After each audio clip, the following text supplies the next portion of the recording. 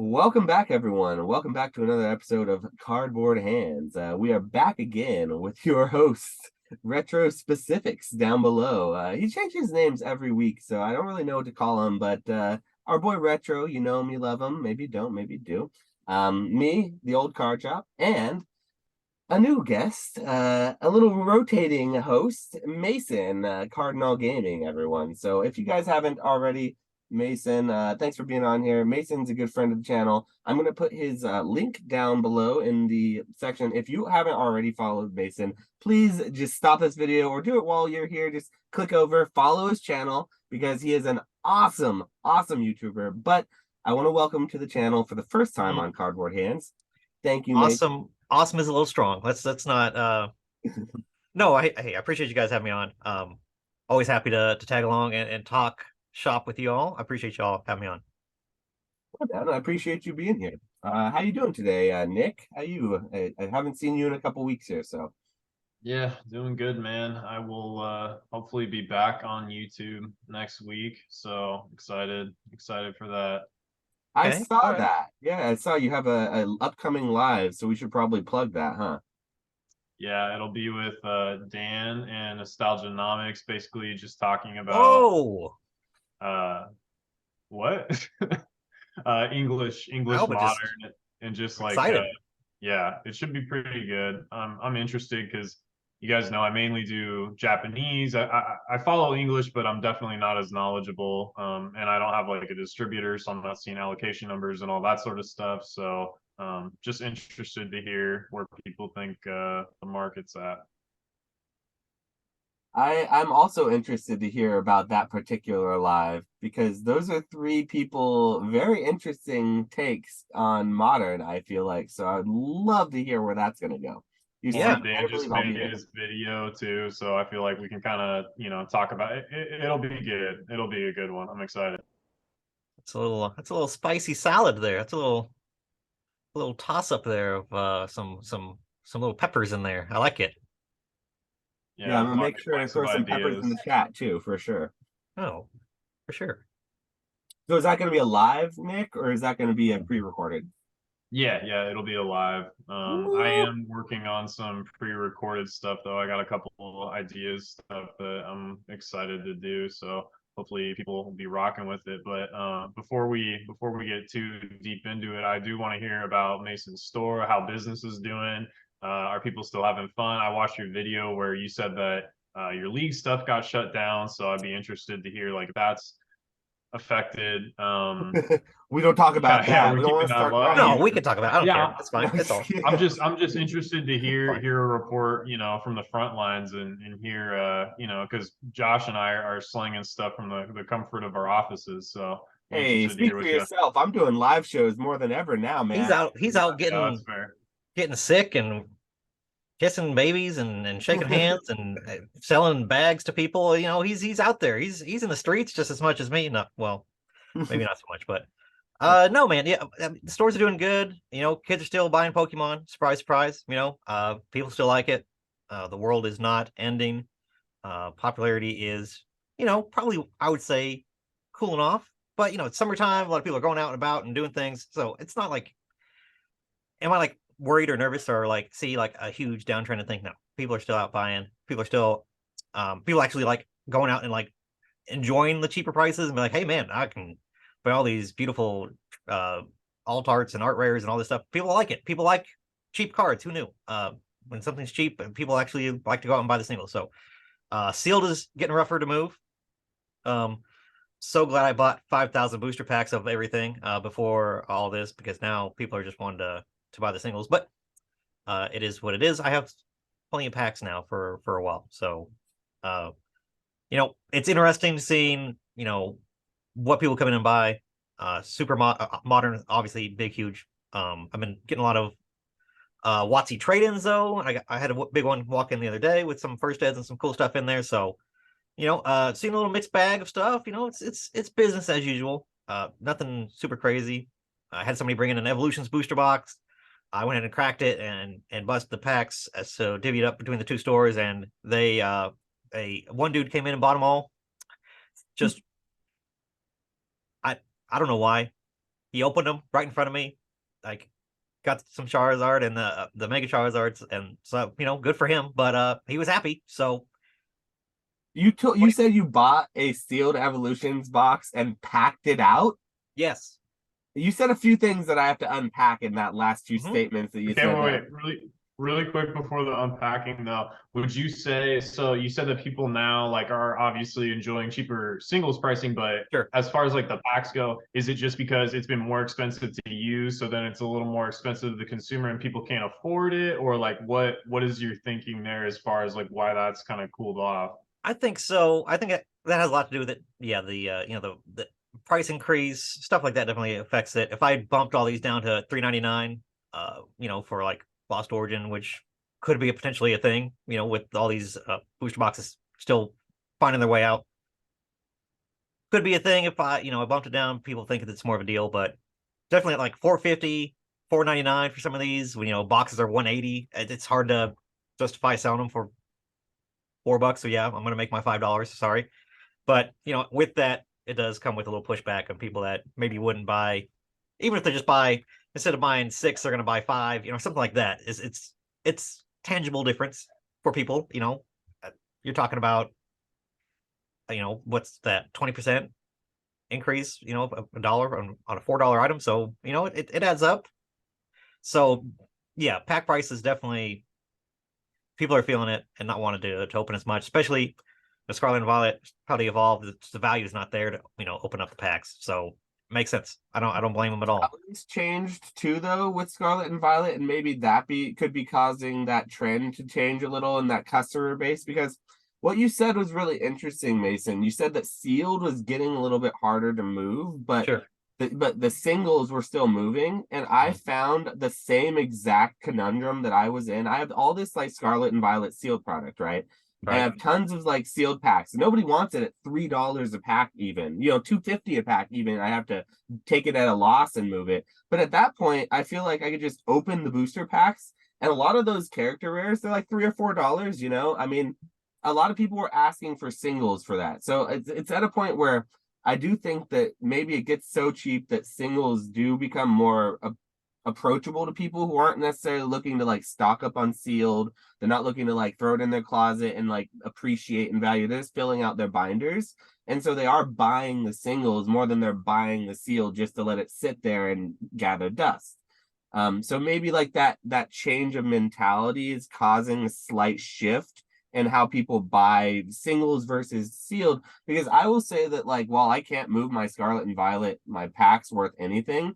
I had a binder on my table at the last live show that I did, and it was filled with mostly Scarlet and Violet, not like Sword and Shield stuff, just from like openings I'd done and things I didn't want to list on TCG Player for like $3, $4, or like like little Starlies and like the Sure. Slowpoke and the character rares that aren't gradable, but they're for a binder.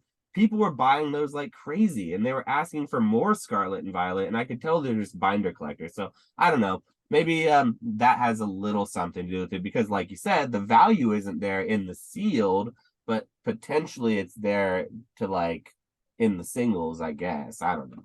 Yeah, I think until we get out of the mentality of, um, if like pack breakers slow down and they're not like a glut of this like 50 different Starlies hitting the market at the same time from the same dude and driving the prices down, that definitely affects the value as far as like TCG Player and stuff like that goes. Until we see these boxes stop being ripped in mass, like online and stuff, single prices are just going to stay in the toilet because there's so many people trying to offload them. It's not, the packs are being opened by somebody that's not an end consumer ultimately. So a lot of the stuff is flying and going through, and people are bulking it out or doing what they have to just get rid of it, and a lot of that finds its way to a TCG Player, which tanks all the prices because it's so much listed. You're seeing 250, 300 of these from different sellers. Some of these stuff, it's the market's not there to absorb it that fast. It's just not. uh and then you'll see somebody come along and scoop a bunch of them up for like, they make it down to like 50 cents or a dollar. They'll come out and scoop up a bunch of them up. I don't know what's happening. It's just a weird time. There's a lot of product is moving, flowing around, and in that kind of environment, it's just going to be cheap because it's plentiful. Do That's you really think what it just comes down to. do you think distributors will like rewind a little bit? Because I know like been hearing from you and Dan kind of talk about now they're pushing these bundles of like a crappy product with like a booster box on you and that sort of stuff. Like, do you think at some point if you're not able to really move sealed product at the same sort of volume and then that's going to put pressure on distributors, like are they going to lower prices, or is it like they're not going to walk that back? Like how traditionally, like if you guys aren't making money, if you guys aren't placing as large of orders, are they going to say, okay, we'll take a little bit less, or is that just completely off the table at this point?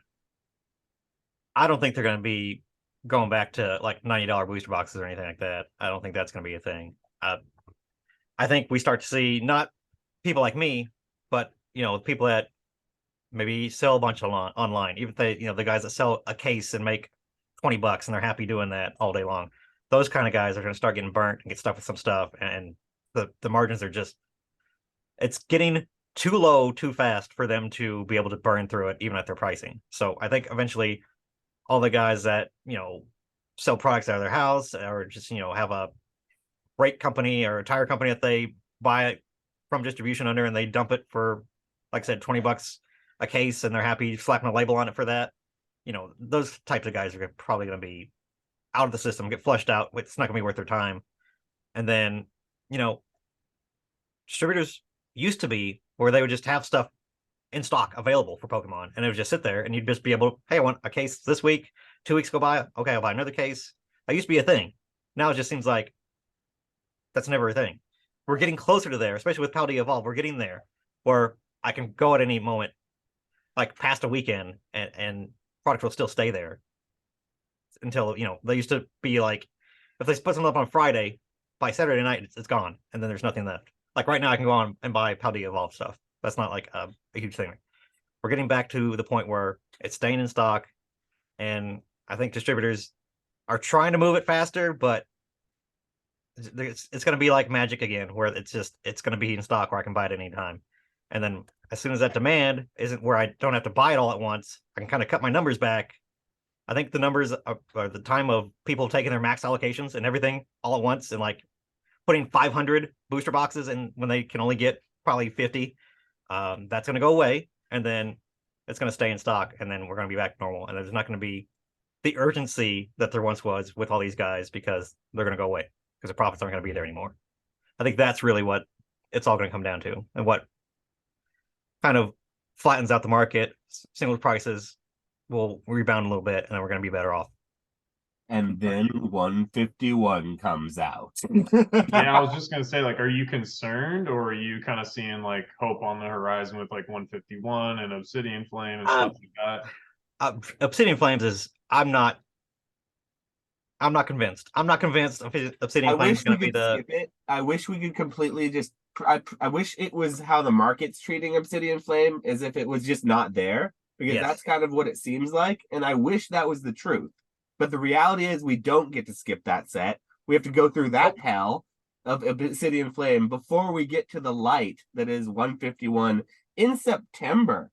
I might add. September, not August. We got a ways to go. It's going to be a while. I have to go through 2 Collecticons before I get 151 English. I have to go through 2.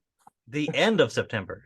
Yeah. No, Not it's just, not even. yeah, it's a ways away. Yeah. Okay, but let's be real. It'll be there in the end of August. 151 English will be there at Collecticon by every streamer who bought it off the back of a truck and is selling it on their streams, on their whatnot, or their drip, or their whatever, Facebook Live or TikTok or wherever. Really? You think they're gonna have it in August?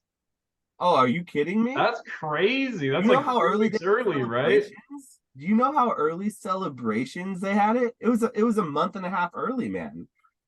I'm naive, I guess. Like that's insane to me. I don't know. We'll see. That might be a little bold. Okay, yeah, maybe it's not going to be at Collecticon, but I'm pretty sure I've already seen leaks of some English like 151 cards like coming out. Like I think Mason, you showed me a leak of the Cosmos Hollow Energies, right? Yeah, I don't know where those were from. They definitely weren't official. That's what I mean. It ain't official, baby. That means it's out there. That means someone's got it. I don't know how those came to be. I would put money on it's going to get leaked in Florida. this always gets leaked in Florida. Always I'm Florida. not kidding. Like, if Pokemon is smart, and I've been told that they are smart, that they put like these ink trackers on the cards, and when it's stupid. Yeah, What? I've literally been told by my distributor, who I think is just pulling my leg, that Pokemon supposedly put some sort of way to like track the cards after they've been opened to back to the distribution where it was actually sold so they can get these guys. Yeah, get out of here with that. I'll believe that when I see Yeah, I it. don't Because know. I every don't know about all time that. yeah, I that's feel what like I've the been only told thing they those they do can that track with it. is like money, like banks or whatever. Like I don't know how, I don't know Like, about I don't Pokemon. know. Like, maybe I personally feel like I was getting the runaround, but that's what I was fed a story about. Like, dude, you don't lie to me. I'm not gonna go out and sell this shit a month early. First of all, I don't get it until a week before release anyway, so I couldn't if I wanted to. I get my product the Monday that it comes out. So if it comes out Friday, the earliest I ever get my product is the Monday of that week. And that's like usually not the case. I usually get it Tuesday or Wednesday, but I have gotten it on Mondays before. So like, I don't know. I don't know how these guys are leaking this shit months early, and so I don't know how their distributors are sleeping at night by selling this to them. I know they're not just like, okay, guys, we're gonna send it to you, but you gotta Sleeping on promise piles we're of not gonna cash. sell That's it. that's why they don't care. Yes, I They guess. don't Must be. care. Sleeping on Literally, piles, it's just sleeping on piles of cash, man. It's not right, but it is what it is. Like if I don't know, in a perfect world, like distributors would treat LGS as good and everything would be hunky dory, but it's not like that. Well, at least with 151, we at least have the Cosmos or the Galaxy foil coming back. So we got that to look forward to. That's neat. I'm The what? legitimately excited about that The basically. Galaxy foil? That's what Yeah. they're saying. Something The you young whippersnappers don't know much about, but here, let us old boomers give you a little he telling keeps about saying we, like Cosmos. us, like we're the same. Like I I've don't know. heard of Cosmo, but I have no idea what the Galaxy foil is. But that's Galaxy a is magic thing. is the Like official name for like that foil typing, like it's what they call it Okay, yeah, okay. it's the from like the circular, print the facilities good call it hollow pattern. You know. that. They have shown energies with it on it, so I don't know if like the Pokemon have that on it. That'd be pretty sick. Let's Like the not get too Blastoise excited. with that kind of foiling on it would be pretty sick looking. That'd be pretty Mm, crazy. Or you maybe actually think that's they would the do that? English version of the Master Ball. Is they give instead of like regular reverse hollow, they give it the Cosmos foil. Like Hey, now we're talking. that would Now be that would be that's dirt big brain. nasty, dude. That's That would big be brain. sick. Because there's some good arts, honestly, like on the commons, uncommons. Like there, Yeah, it's a good looking definitely. set, dude. Like that would be sick. It's the I'd be best down for that. English that I've seen in a long time. I really think it's a good looking set. Like a lot of it, like the Jolteon, the Flareon, like I mean, just all the cards are really great looking art. Yeah. I don't think they'll do the Master Ball Pokeball thing, but if they Mm-mm. did something like that with the foiling, that'd be pretty sick. I'd be down for that. Yeah, like I'm gonna be a little bit more doubtful that they're gonna give us all of that. Like it's great. I think the energies is crazy. That's something that like the leak shows is gonna happen. And I wouldn't have thought that. But like to think that they're gonna give us all the hollows in that Cosmos when traditionally they've been super, super like they keep that Cosmos hollow close to the chest for like their blister pack hollows. They literally Yeah. only use it for their 3-pack blisters, basically, or their 1-pack, sometimes their 1-pack blisters. And like I just think they're gonna be a little bit more selective. So the energy's sure, but it would be insane. I would be I'm already bullish like on the set. I would be even more bullish than I would with that. So you said you're not buying it with Obsidian Flame, but like, do you think the market's gonna do well? Like, do you think it'll do good for your store, or do you think you're wait until 151 to really see some action? It's weird, right? Because normally we have the push from Japan with all the leaks and everything. We get to see them early from Japan. With this set, we don't have that. And I don't know. It seems like that's to its detriment at this point, where we used to think, well, now it's all spoiled. Now we're not excited for it. Now it seems like nobody knows what's in it, so nobody's like super hyped for it until they know like what's all good in it. So I don't know. If they release some crazy stuff here in the next week or two of Obsidian Flames, shit's crazy and looks awesome, like we might see a huge push for people pre-ordering, where maybe we didn't see before. But as is right now, this is the lowest amount of pre-orders I've ever had for any set here recently, and outlook is not looking great as far as like excitement for it.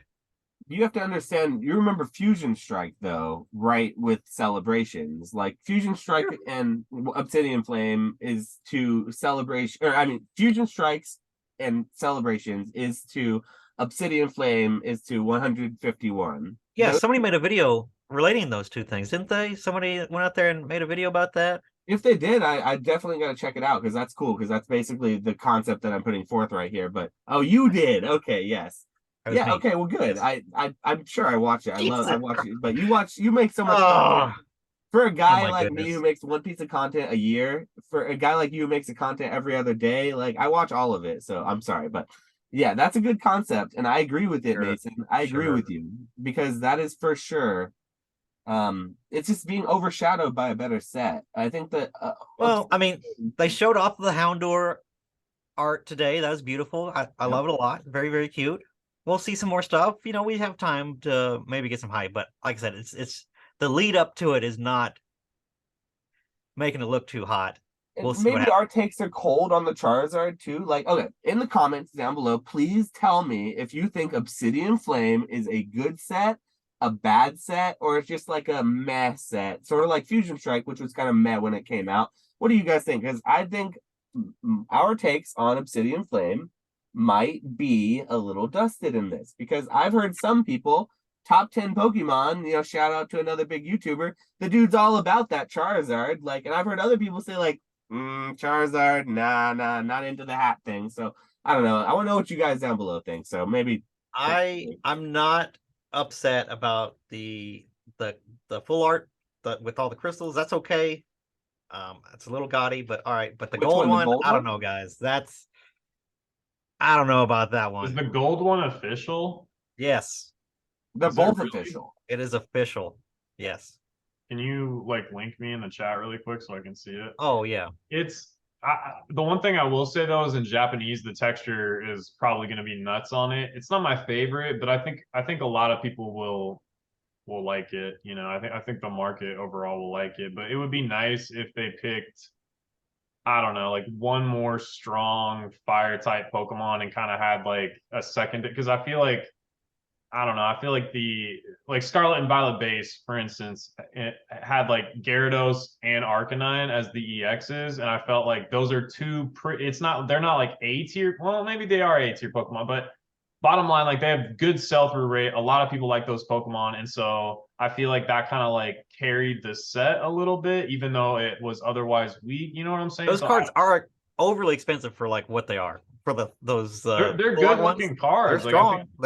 They're pricey still, which is amazing. Like I would think they would have got obliterated like everything else, but people seem to at least buy them relatively strongly.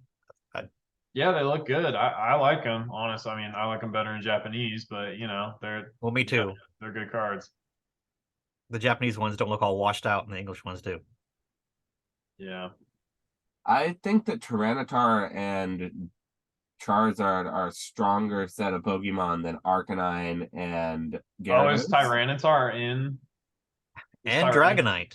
And Dragonite, yeah. Oh, okay. All right. I mean, those are. We have a lineup. We have a strong lineup. Okay. And we haven't seen the SARs about or SIRs about those. So yeah, the weird part is that a lot of those are from these EX decks from Japan. They don't have these alternate arts. So if they were going to get alternate arts, they'd have to be in either a specialty set for Japan, and in our Obsidian Flame set, or they don't exist. And that's very rarely, like, not normally a thing. Yeah, so if we don't get alternate arts of these other types, it will be a problem. But if we get an alternate art of Tyranitar... I can't imagine them not making a Dragonite and a Tyranitar in some sort of special art or full art version. Right, that's what There's just the base versions in these for the decks. Could be strong, yeah. Even if it's just the full arts of those or the terrestrialized, you know, the crystallized forms. They're on the packs. They got to have something cool, right? That's not a thing. Yeah, so maybe people are being, maybe we being people, are being a little bit too worried about that particular set, and it maybe has a little bit of that whole like the symptom of being right before 151, and it's just going to take all of our capital right before we need it, and people are going to be holding on to that capital for 151 when it comes out, but But then eventually they'll go back for the Obsidian Flame.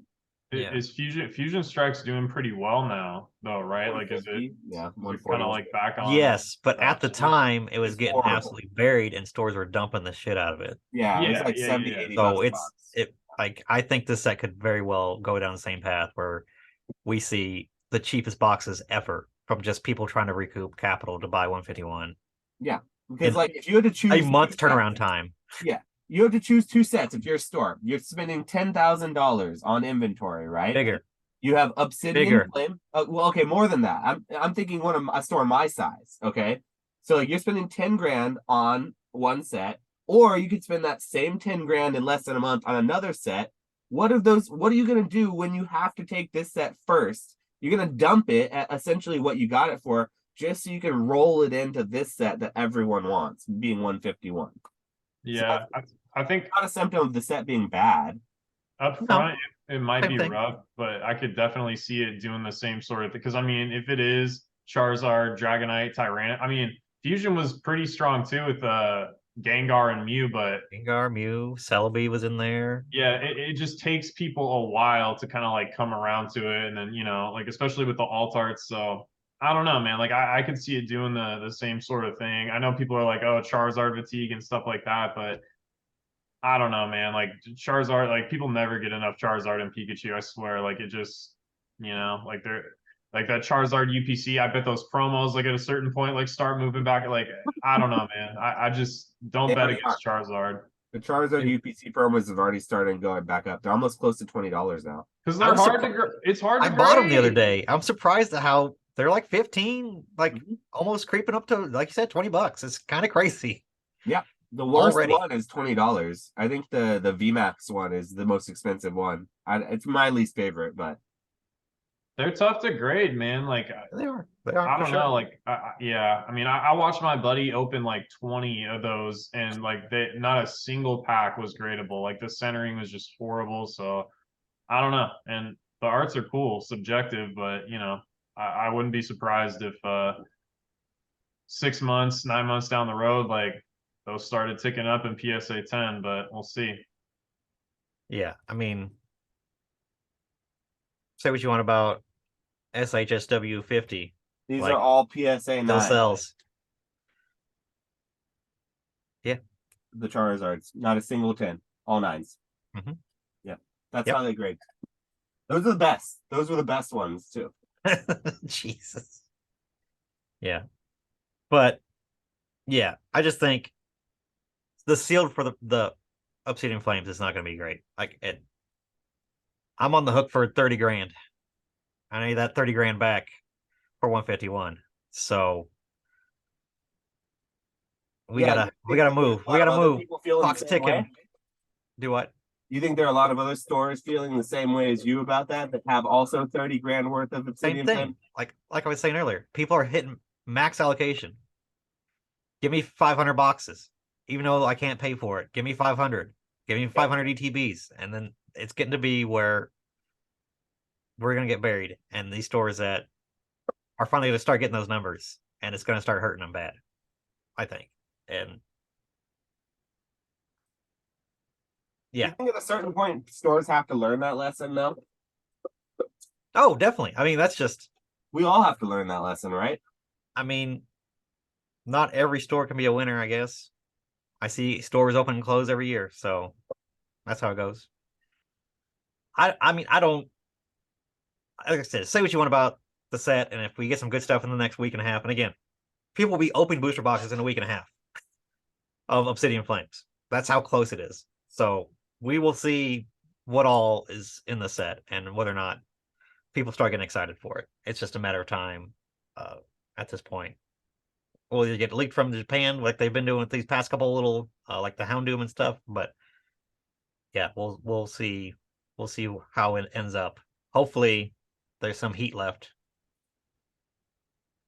Yeah, I mean, I think that if the pull rates stay like what they were in the beginning of Scarlet and Violet, like they have been, I think that if it stays pretty easy to get all of the pulls, like the Charizard is like pulling the Gardevoir EX, or the Arita, or whatever the popular pull of the new set is, I think it's gonna stay relatively soft. But if they somehow sneakily increase the pull rates back up to being like a couple of cards are actually harder to pull and very desirable, it may possibly sneak a little bit up on us, and it possibly, because we don't have that hype of like the Japan set coming out beforehand to like spoil it all, it might be a genuine like, this is a Charizard set, and we don't have anything in English until 151 in September. So like maybe the market is going to be so starved for something exciting and new. And this is exciting and new because we literally don't know anything. We don't even know to be excited about it yet. Maybe next week or 2 weeks from now it comes out and we're just like, holy crap, we were wrong. So I don't know, like maybe something to talk about on your next live with Dan and Nostalgianomics. You can see how much debt Nostalgianomics is putting himself into for Obsidian Flame. Because if there's someone who's got to be bullish on that set, man, our friend Alex, he's got to probably be riding a Tauros into Obsidian Flame. Yeah, it'll be interesting to see how him and Dan are kind of approaching what's been going on. It's interesting. I mean, it kind of freaks me out a little bit. I mean, Japanese is a separate market from English, but it still makes me a little bit worried when I see things slow down on the English side. So, Oh yeah, let me ask you, Retro. Let's ask you about that. Like, Japan's gonna get this after English now. Does that affect your buying habits for the Japanese product now? Japan's gonna get what? They're gonna get Ruler of the Dark or Black Flame or whatever it's called. Like That com- I think Worlds, that comes it's out gonna in hit 10 Worlds days. weekend. Sorry, what were you saying? It's cutting up, it's chopping up a little bit. Oh, from me? Oh. Yeah. I'm sorry. It comes out like Worlds weekend is when that set comes out, and it's gonna be after our English set. I thought it comes So, out in like 10 days. I thought it came out on the 26th. Let me see. of August or July. I don't know. I thought it was July. Anyways, basically, you don't have this big lead up like we normally do with Japanese sets. Does that concern you as a buyer of Japanese primarily? No, I mean, it is nice to like see the leaks so you can kind of plan ahead and be like, okay, these are the cards that I'm gonna want to target and things like that. But the thing, like, it's so tough with English. Like, you can't really blind buy English. Like, you have to see it in person. You have to pre-grade it. Like, print quality has just gotten so bad, and it's not great in Japanese either. Like, it's fallen off a cliff a little bit. But it's still like leaps and bounds ahead of English. So it's weird, man. Like, Paldea Evolved is not doing great, right? But like, I just got a sub back like maybe 2 weeks ago. PSA has been taking a little bit longer. I just got all the ARs that I sent out from triplet beat, I guess it was in Japanese. I want to, or maybe the set right after, Snow Hazard and Clayburst, right? So like Yeah. the Tyranitar, so the Widow, all that stuff. And I was freaking out because I'm like, oh man, I am so late. Paldea Evolve's not doing good. The whole sub sold overnight. I sold like 10 or 15 on eBay, and then people hit me up and were like, yo, and bulk bought the rest on Instagram. And I was like, holy shit, like people still want Oh, the definitely. singles, even if the English isn't doing well. And I didn't sell them for like, $150 or anything crazy, but like I still made profit, and it's Right. just, I don't know, man. Like it's nuts. I kind of want to talk about that on the live too. Just what I've been seeing, like you said at the beginning of the podcast, is people still want the cards. Like people still want the singles. It's I just would say people want more of the singles than most other sets because again, you have so many beautiful art rares and all those that like there's more cards that people want other than just the same 4 or 5 that everybody else is. Like there's more that people want to fill binders with. Yeah, and part of that, like, I don't know, like that leads me to believe that even though things seem rough right now, that the formula, I don't think the formula has changed. Like, you don't have to buy every set, but you buy sets with like popular Pokemon, good looking cards in them. And if you're looking at it as an investment or whatever, like I wouldn't be surprised if it followed the same sort of track record as a lot of the Sword and Shield stuff did. That wasn't hot at the time that it came out, but now is doing fairly well. Like it just would be weird to me if like all of a sudden they're pumping out all this crazy looking stuff set after set, and it just eats doo doo forever. Like that'd be pretty crazy. You know, things would have to get to a pretty negative spot, I would think, with the market. But I don't know. Maybe they're just printing so much more of it. Maybe there's just less interest. People are leaving the hobby. Maybe MSRP going up is just too expensive for people. Yeah, I don't know. That's just my feeling. I don't know like what you think. But obviously, like your model is different because you're a store. Like you have to turn stuff over quicker. But if you have like if your model is different, like maybe like would you think the same sort of thing? Like do you think over time Obsidian Flame is going to be a set that people are going to want to open, that's going to do well and appreciate like, you know, a decent value over time? Or like do you think that I think Obsidian Flames is a good was going to be a good set, and like Paldea Evolved I think is going to be a good long-term set. It's got I was gonna go back and say, I even think Paldea is a good set. Yeah, I like fundamentally it has a lot of good strong fundamentals to it. You know, Iono is going to be a playable card for the next 2 years. People are going to burn through those cards. Like those are going to become less and less common out there, and they're just going to go up. Like even the regular common of it. So like, I think all these sets are just gonna, yeah, there's too much of it right now. There's just too much out there. There's too much being open. There's too many boxes. People sitting on shit. People are buying way too much of it. They can't move it all. And they have to dump it. It's just there's a lot of that stuff happening, and I think once that stops and we get back to a level field where you can't just buy boxes and flip them immediately overnight on eBay and slap a label on things, this all goes back to the more stable and more stabilized pricing. so And are you again, people are going to buy the 20 beautiful cards in all the sets, and there's going to be desirability and people are going to want them. Yes.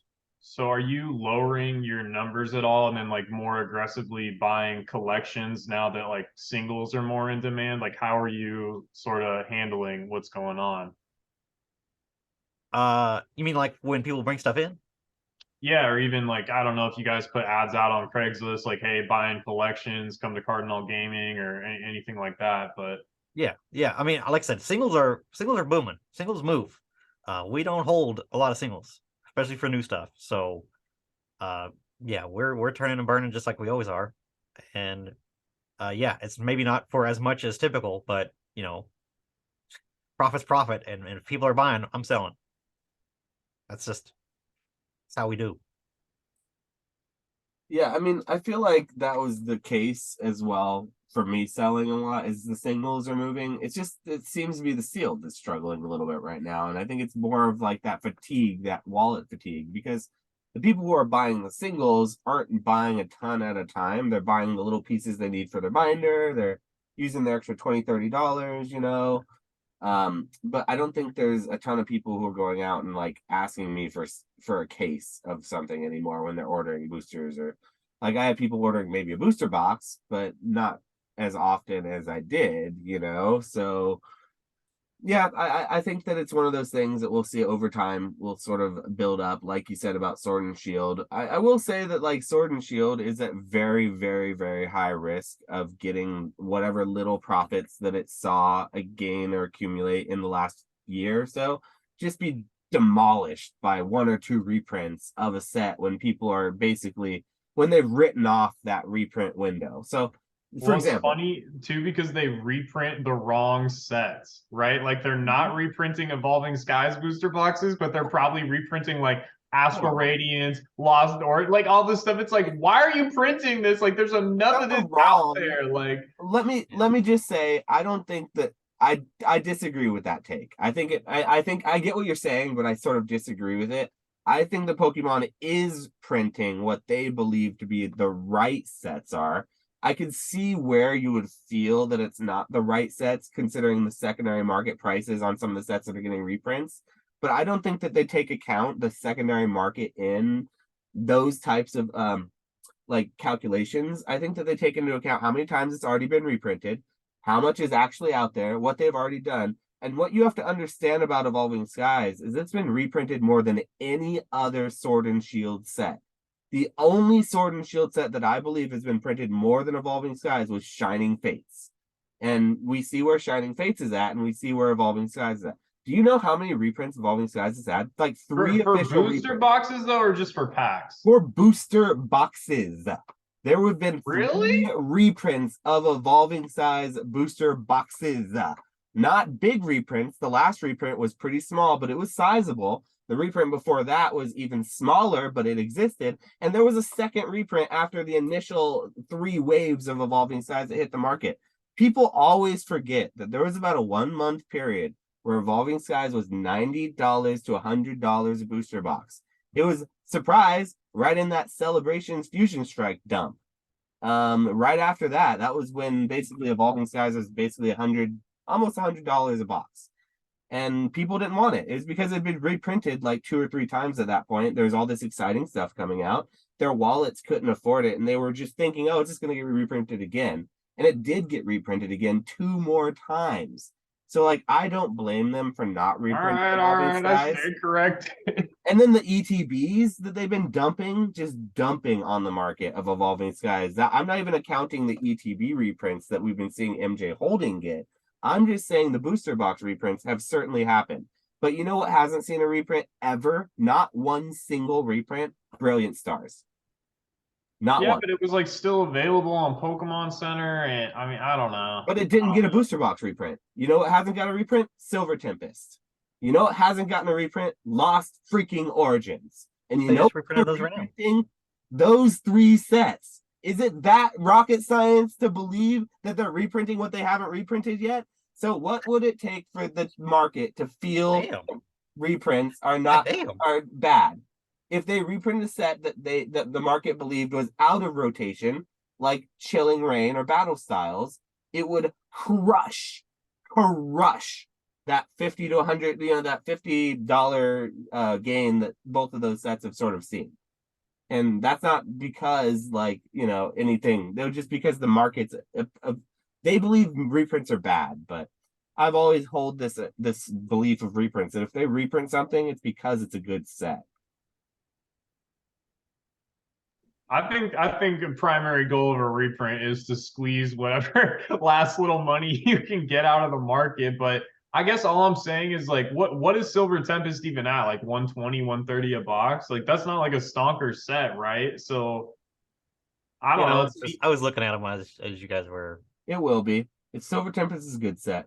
As Old Card Shop was yelling at you, I looked them up, and yeah. I apologize, but I just don't agree when people say that Evolving Skies hasn't got reprinted. It's like, where the fuck? Well, I don't know. Like I don't have distribution or anything or whatever, so I could just be talking on my bungus. But it just, yeah. I mean, I would still love a booster box reprint of Evolving Skies. I would still not say no. I'm not saying that they shouldn't do it. I'm just trying to make the argument that when you put forth that Evolving Skies needs a reprint, I would like to say Exhibit A, B, and C is reprints that X, Y, and Z happened and nobody gave a crap.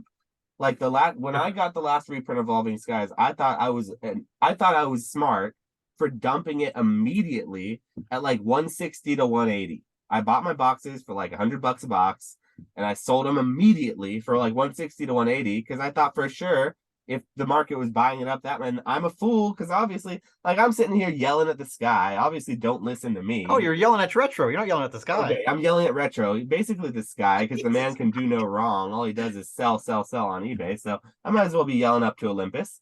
But no, I feel like it's just don't listen to me about it because I'm always wrong. But it's just reprints are weird, and no, you're probably right. They probably do reprint what they think they can make the most money with. But I think I would put forth the argument that they reprint what they need to reprint, and that's what they haven't reprinted in a while. They are going through the back catalog and basically hitting set after set after set right now, and that's what they're doing. So yeah. I think if they actually cared about like consumers, they would slow down a little bit and make sure that the print quality was better. But that's just not, that's not happening. Full speed ahead. That's not happening. It feels bad, man. Like it feels bad to look for English like on eBay and just be like, oh, dude, like this is, and that I don't know, like it's maybe that'll do something and like keep the singles prices high in PSA 10. It separates the weak from, the pre-grading, the good from the bad in the pre-graders, and it cuts out the weak is what it does, the English print quality. If everything was easy mode, you would see like what was happening with the Japanese PSA 10 ARs, where literally every card's a PSA 10 and they're like $20 in a PSA 10. They're $25, $23, and that's what would happen to English PSA 10s if the print quality was the same. And so, like, I've always long held that the English print quality, it makes it funnels so that the bad cards, the bad quality cards, they go to binders, and the people who want the good quality cards either have to get lucky or, like you said, they have to pick through, come through, and they give up. They give up. They stop and they go to Japanese. They say, screw this. And so then, in my opinion, the English product that people initially wanted before they jumped ship and went to Japanese because the quality is bad, I just don't know what because of this the is. weakness. I don't know where we're at right now. I'm saying that this is the progression of a Japanese collector, an English collector that gets frustrated with English and goes to Japanese, but they eventually Where go. are we at on the topic list on this right now? Where are we? This is off the rails. This is way off the rails. This is totally off the rails now. Oh my goodness. You eventually find your way back to English when the market decides that Japanese is too expensive and you say, I don't want Japanese anymore because it's too expensive. The reason I did this is because it's cheaper. And then everyone starts saying, well, it's better quality. It's also the original print version. Blah, blah, blah, blah, blah, blah, blah, blah, blah. Japanese superiority. No, I'm telling you right now. English first. I'm going to tell you right now. English in the end. Hold on. I'm going the to print let you quality finish, is okay that it's bad in English. Because not everything has to be a PSA 10, okay? Nobody in Japan is importing English singles. That's not a thing. That's because not they a thing want that's Japanese, because that's their original language. And that's why I'm saying anyone who in English in the US collecting English, trying to tell themselves that they're doing it because they love it more, is smoking or taking copium because they are only doing so because they couldn't handle either the English print quality being bad or the lack of being able to get English cards during the pandemic, and they somehow convinced themselves that this Japanese is better. I still don't buy it. It feels bad for the average consumer for prices to go up and for quality to go down, and for you to like open packs, hit a chase card, and it's like stupid OC with white dots in 3 out of the 4 corners. Like, that feels bad. That's not a fun experience. You know what I'm saying? Like, and again, even with Japanese now, like the first wave of 151 was not great as far as like, quality control goes. And even like V-Star Universe had some issues with like the top edges being weirdly cut and having white dots and things like that. And like the double R EXs, like the Charizard, the Mew, and I think there's like an Alakazam. The foiling that they use on the front, come home to like, English, baby. Just come on home. No, just listen. Like I'm trying to like it ships. It ships really easily. So you get like front whitening on those cars. So there's print issues all over the place. It just feels worse in English. Like, it legit feels bad. Like they're not. So Japanese boxes are $50, right? So for a Japanese box to be $150 on release, what's the equivalent of an English booster box have to be? $360, $400, 3 times the price on release. So would you ever pay that for an English box, even if it was good quality? Here's the thing with Japanese though, is like, you first of all, like, you get it early. I don't want to say like it's never plus EV, but it's like you get more value out of a Japanese box than you get out of an English booster box. Like, the guarantee, and you have a better shot at the cards you pull actually being in PSA 10. So I feel like a lot of English people are like, oh yeah, 120, 150, that's what I would pay for this anyways. I'm not really guaranteed anything great. And if I do pull a chase card, like, it's probably going to be, PSA 7 or 8 condition. So I don't know. That's all I would say. We just need to rename this podcast. The The Old singles Card are Shop and still Retro cheap though. argue Like about English versus Japanese. okay, like hold on, really quick. Like 151, like the singles are cheap. Like Psyduck is like a $5-6 card. Snorlax is like a $10 card. Mewtwo's like a $10 card now. Alakazam is like $35 to $45. You know what I'm like? Mew and Charizard are like, 150, 180 range, so expensive. But like Venusaur, I think is like 25, $35. Like those are box hits. Like those are really big hits for $25. You know Right, what I'm that's all saying? you Like, get. Yeah, I get you. I don't know, man. Like it, yeah. I think that stuff's cheap. Like it's strong pricing, but like the ARs especially, like I think most of them are actually cheaper in Japanese than they are in English. So the singles are cheap. The sealed is expensive. Yeah, the sealed thing is what gets me about the modern Japanese because I do have such a price memory that you could usually get it for 40 or $50 right on release, or $60 if you want to get scalped, you know. But it just feels like the prices lately have been getting me even more aggro against Japanese than I typically am because I usually have been I'm an English collector. I've always been.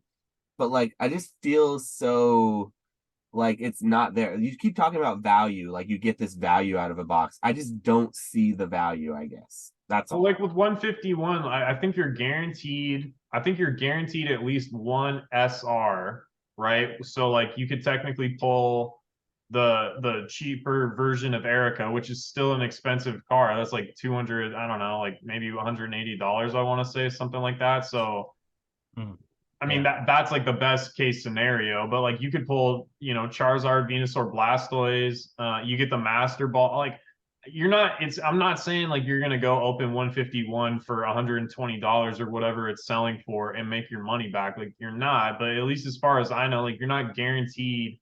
Maybe you're guaranteed a certain amount of hits, but you're not guaranteed at least X rarity in English product. And so that's the difference with Japanese. So Hmm.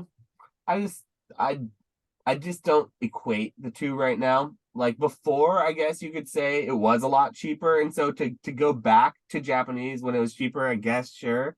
But now it just feels like the biggest amount of BS because it's so much more expensive. So those arguments go out the door.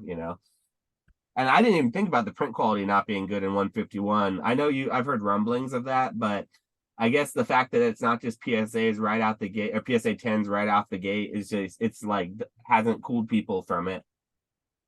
no, I mean like well it's good looking product. I mean we can move on to the next topic, Yeah. but like out of 100 cards, let's say, depending on what it is, like on the like I said, on the double R's, double rare, whatever they're called or whatever, but with that sort of like metallic foiling, like those I would say are the worst offenders. But I would say on average it's more like a 40 to 50% gradable rate, to where usually it would be more like 50 to 70% gradable rate, like if you're buying in volume, like that's just kind of what I've been seeing with 151. But we can move on if you want.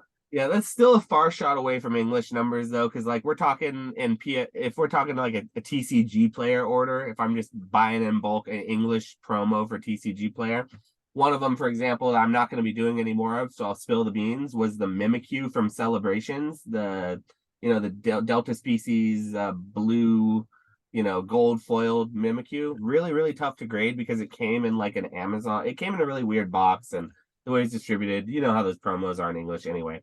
I was buying those in bulk for like under $1 on TCG Player for the last year, probably.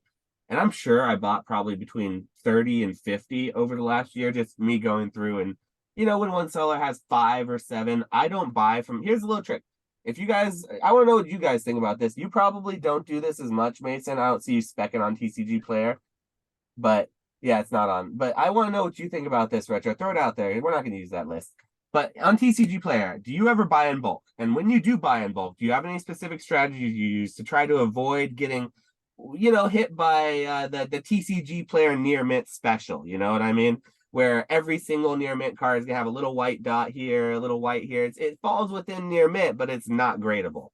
I buy from stores in order to mitigate that have usually between 5 and 20 copies of whatever card that I'm buying, so that they have so many of them from just opening mass products that they're not going to go through every one and try to sort it, that they just put it on TCG Player and dumped it. And they probably have a stack, a huge stack in there. They're not going to look through each one, send me all the ones with white dots. So I specifically only buy from stores when I'm mass buying cheap promos on TCG Player when I see they have a mass amount of them. There are certain stores that always have massive amounts because I know what they're doing and I feel more comfortable buying from those. I'm not going to spill that sauce, but you can find, I think, patterns on TCG Player. But the point is, my success rate out of all 50 of those of buying, so that's like $50 worth of cards that I bought over the course of a year. My success rate of gradable copies, I got 3 copies out of 50 from ordering for like a year that I thought were worth grading. And do you know what I did? I graded all 3 of them. Only one came back as a 10, but I did get a 10. And it took me like buying almost 50, so that's the success rate you get when you're buying in bulk for English. So I'd say that 50 to 70% on Japanese, even on a bad rate, is pretty decent. Well, So. I think it depends on the card too, right? Like the way that that was packaged was not great to begin with, so you have that working against you. Like if you bought, anyways, we don't have to. But yeah, I see what you're saying. But do you use a strategy like that when buying in bulk on like Buy? Do you only I check if I'm on TCG Player, I check on Instagram and see if they're an LGS or see if they have like an eBay store and see what they sell. If they sell a bunch of graded, I'm not buying from them.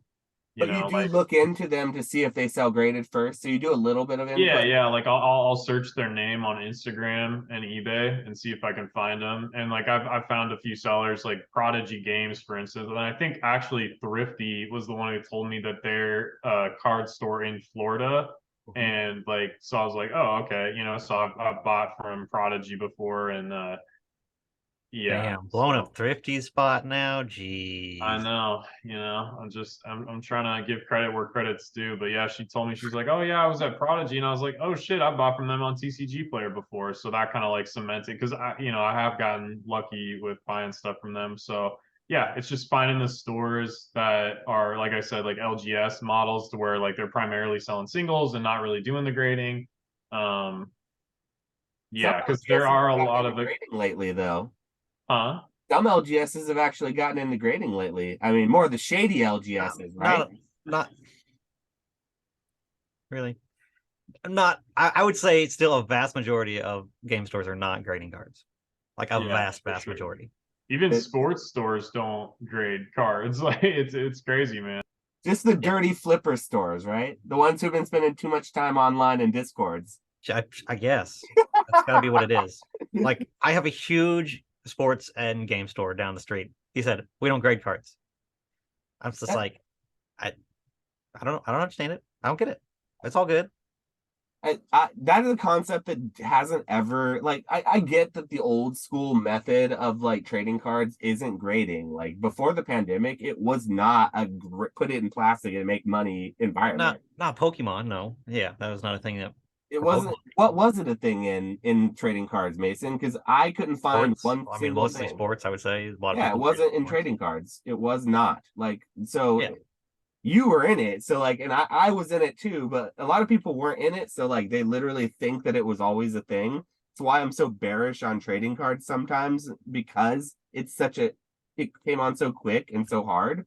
I think Ayo. I think it's a I would say like if anything, it makes me bullish because it shows that people care enough about cards to want to chase them in perfect condition, and like condition is starting to matter. If everything was like super available and people didn't really care about it or didn't feel any sort of urgency to get it in a certain condition, then I don't think grading would have done well. But I think people enjoy collecting, whether it's vintage or modern, like they want a perfect card, or at least like what a grading company says is a perfect card. or So even just a graded card in general. Like people just think it's cool to have them in plastic. Like I had a kid yeah, come in. It was the cheapest thing in my case. It was like a 7.5 CGC, Cradilly, like the like weird, like weird looking thing. It was like one of Retro's those favorite like Pokemon. from mid-era thing. And it's just like it was the cheapest thing in my case. I was like, hey, do you like this Pokemon? Like, why would you want this of all things? He's like, it's just the cheapest one you got, and I never had a graded card before, and I just think it's cool. I was like, all right, man. Like, so I mean, it's a non-0% of people that are just like think I want graded stuff just because it's cool. So Who do you think's buying the $19.99 graded card mystery pack option on my eBay? It's not someone who cares about what graded card they get. You know what I mean? They just want a graded clearly, Pokemon card. clearly, that's not. Yeah, exactly. Yeah. And you can go check my eBay. It's down below. It's good feedback specifically on that too. So Chilling in the middle of a freaking conversation. What is know. happening? Look at What is this this guy. podcast? So Look at this guy. it's tough times. The summer slump. You said it earlier. It's the summer slump. All right. All right. I'm learning. All right. I'm learning. What's the next thing on the docket? I don't know. I threw it. This brings up a good talk. The whole grading talk, because I personally think that if it wasn't for grading, I think that Lorcana would be dead in the water in this environment. And I think this is something we kind of wanted to talk a little bit about while Mason was here, because neither you nor I are LGSs. I mean, we both like to talk about this crap, but we don't actually have brick and mortars. So we're not going to be getting allocations of Lorcana as far as I know. Don't worry. Stores might. Aren't hardly either, so I it's was okay. say, but or maybe not, depending on what he says. But what's the deal with Lorcana, Mason? Like, what's the word on the street? Let's do a little Disney roundup here. Let's talk Disney Lorcana roundup for a minute. Yeah, let's have a. Can you make a little graphic that says Disney Roundup and like have it be on the screen? And That's about as much of a graphic as you're gonna get. okay, cool. So yeah, this week, Southern Hobby, which is one of the bigger distribution companies that are selling Lorcana, put out numbers, and yeah, it's not good. It's not it's not good. I would say that if this is the amount that they have to divvy out to people, they should probably just delay the release until they have more product. Because at this point, it's not a sustainable game. There's nobody that's gonna be able to afford singles. Like, there's not gonna be any sort of actual player base that wants the stuff. It's all gonna get scalped to hell. It's gonna be only the people that want to sit on it that get it, and the game's just gonna flounder for the next 6 months until they get more product out there. So you may as well just wait, because there's no point in just putting this if this little of the product is going out, and if my allocation is any indication of what they have to give, it ain't worth it. Like, it's not worth getting. Like, I can't even sell this stuff and put it on my website. It'll be gone immediately, and it's just like, okay, cool. I have no more Lorcana. I don't even have to think about that game until it gets restocked. Doesn't like a month after the LGS like allocation comes out, aren't they doing big box stores? Like, I know it won't be booster I think boxes. 2 weeks, I think, is what they said. It's like a Okay. 2-week window that we get it before they do. So do And you think who knows how much they're gonna get?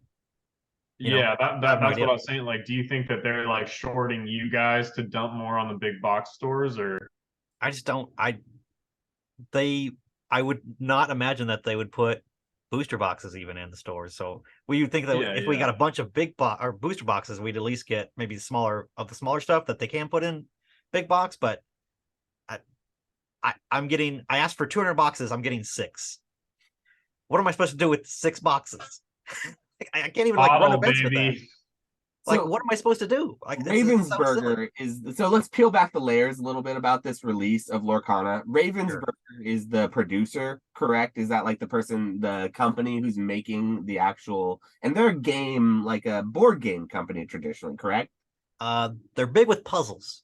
Okay, puzzles. They make like graphic calendars. They do have some board games out there, like Villainous. Villainous is a Disney property, and that's probably why they got. That's what I was gonna say. I think they did make a board game that was partnered with Disney. Yeah. It was Villainous. I've seen it. It's like a trading card. It's like a flashcard game kind of thing. I think it doesn't have like cards you read from or something, kind of like it does have cards in it. Yep, it sure does. It has cards. Like you villain or something. So I mean, not completely new to making a card. Yes, but yeah, it's not their forte. It's not what they're known for, and they definitely can't produce it on a mass scale. Like, they don't have the production facilities to do that. They have to red flags. Main thing is red flags right there, right? So what kind of things do you think you would think of a trading card game distribution when you think of, like, you want to successfully roll out a trading card game? through a distributor or just put it out there to the market, you would think you would want to go with a company that knows or has an experience doing so. I wonder why they just went with this rando, Ravensburger, instead of going to one of the big ones. I'm sure it's a matter of that they already had the license, they were already doing things with them, they're already making their puzzles, they're already making the villainous game, they already have a relationship with them. That's why I would venture to say that it was Ravensburger going to Disney and not Disney going to Ravensburger about I want to make a TCG. That's a fair probably point. the case. That's a fair point. I didn't necessarily think of it that way, but you're probably right about that. But that being said, though, like I don't think that you automatically win or automatically like succeed just because it's a Disney trading card game. We've seen Disney cards in the past. Like there's Jake from Pokenomics. He likes this old dead Disney set from the 30s that he's constantly talking and chilling on his channel. Which it's a cool set, but it's just like normal trading cards, like the old Marvel cards. Like they're like cardboard. They're not really glossy. They're not really shiny. I'm sure that these new cards they'll probably do a little bit more for because it's in the new modern age and everything, and that's how everything was back then. But Disney has had card games in the past, even in the 90s during the hype and the bubble of the card boom, and they've just faded to obscurity in the past. So like I'm not sure what this is different or how this is different, except for it is 2 years later than all the other card games that came out, like MetaZoo, Flesh and Blood, and like the Kickstarter, all the Akoras, the Sorceries, all the different Kickstarters that came out a couple years ago that are now rolling out. It feels like Sorcery very much so is a little bit late to the game. And I don't know what's going to make them stand apart from any other Kickstarter rando, like just one of card game. And especially since the rollout doesn't seem to be as, there's not a lot of it. You said you're getting 6 boxes, Mason? Literally. That's 3% of what I asked for. Yes. 6 boxes. That's a case, right? That's just a traditional case box. I don't even know if that's a case. I have no idea. I have no idea what they're coming in, but holy hell, that's like nothing. You can't run a game with that level. You can't do anything. You can't even run one single event in your store with that level of product. So how can people play the game when the product's not out there? So I don't know. The case is 4 boxes, so I'm getting a case and a half. Oh well, they're hooking it up. Let's make it sound a little bit better. They're hooking it up, man. A case and a half. That's a case and a half more than a lot of people probably, but I don't know. Like I do think that if it wasn't for what happened with the D23 cards where everyone graded them and spec'd up to $1,000 plus on them, and everyone went crazy for those packs when they released them. I just don't think it would really have the legs that even MetaZoo has.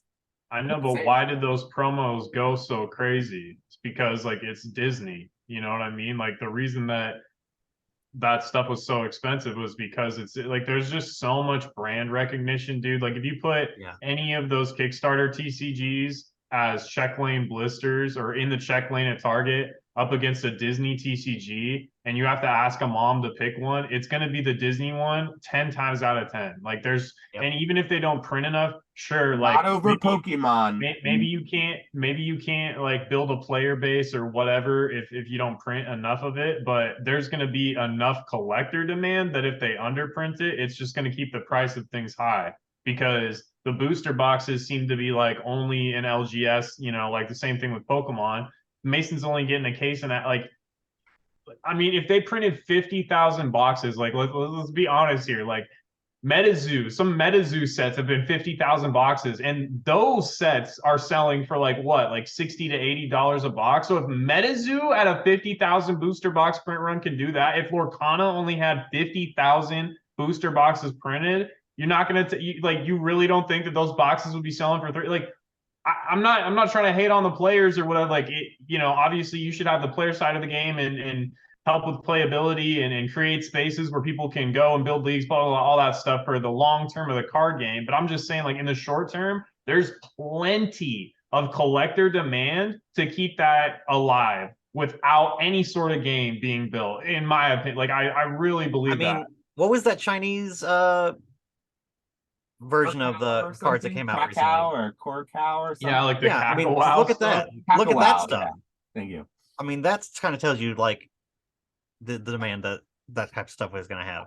I disagree with you putting Disney against these other IPs. If they were actual games that were good games, I think that the parents would buy Pokemon over Disney. I But the think they'd buy game, like the game. Okay, here's the other thing: is like they're creating an IP from like thin air, right? Like Disney already has so much inherent. Like people collect Disney stuff. You know what I'm saying? Like it doesn't matter if there's a game. Like these other games need games because they don't have anything else. Like Disney already has tons of collectability. They couldn't give like two hoots. I mean, maybe they do care about the players. Like, I'm not trying to say that, but I'm just saying, like, they don't need to care about the playability. These other things, like, if MetaZoo didn't have anybody playing it, that game would be dead. If Sorcery and Akora and all these other TCGs didn't have anybody playing them, they'd be dead. Same thing with Flesh and Blood. If they didn't have people playing Flesh and Blood, that shit would be dead. Sure, there's some people that want cold foils and blah, blah, blah, but not enough to keep that stuff alive.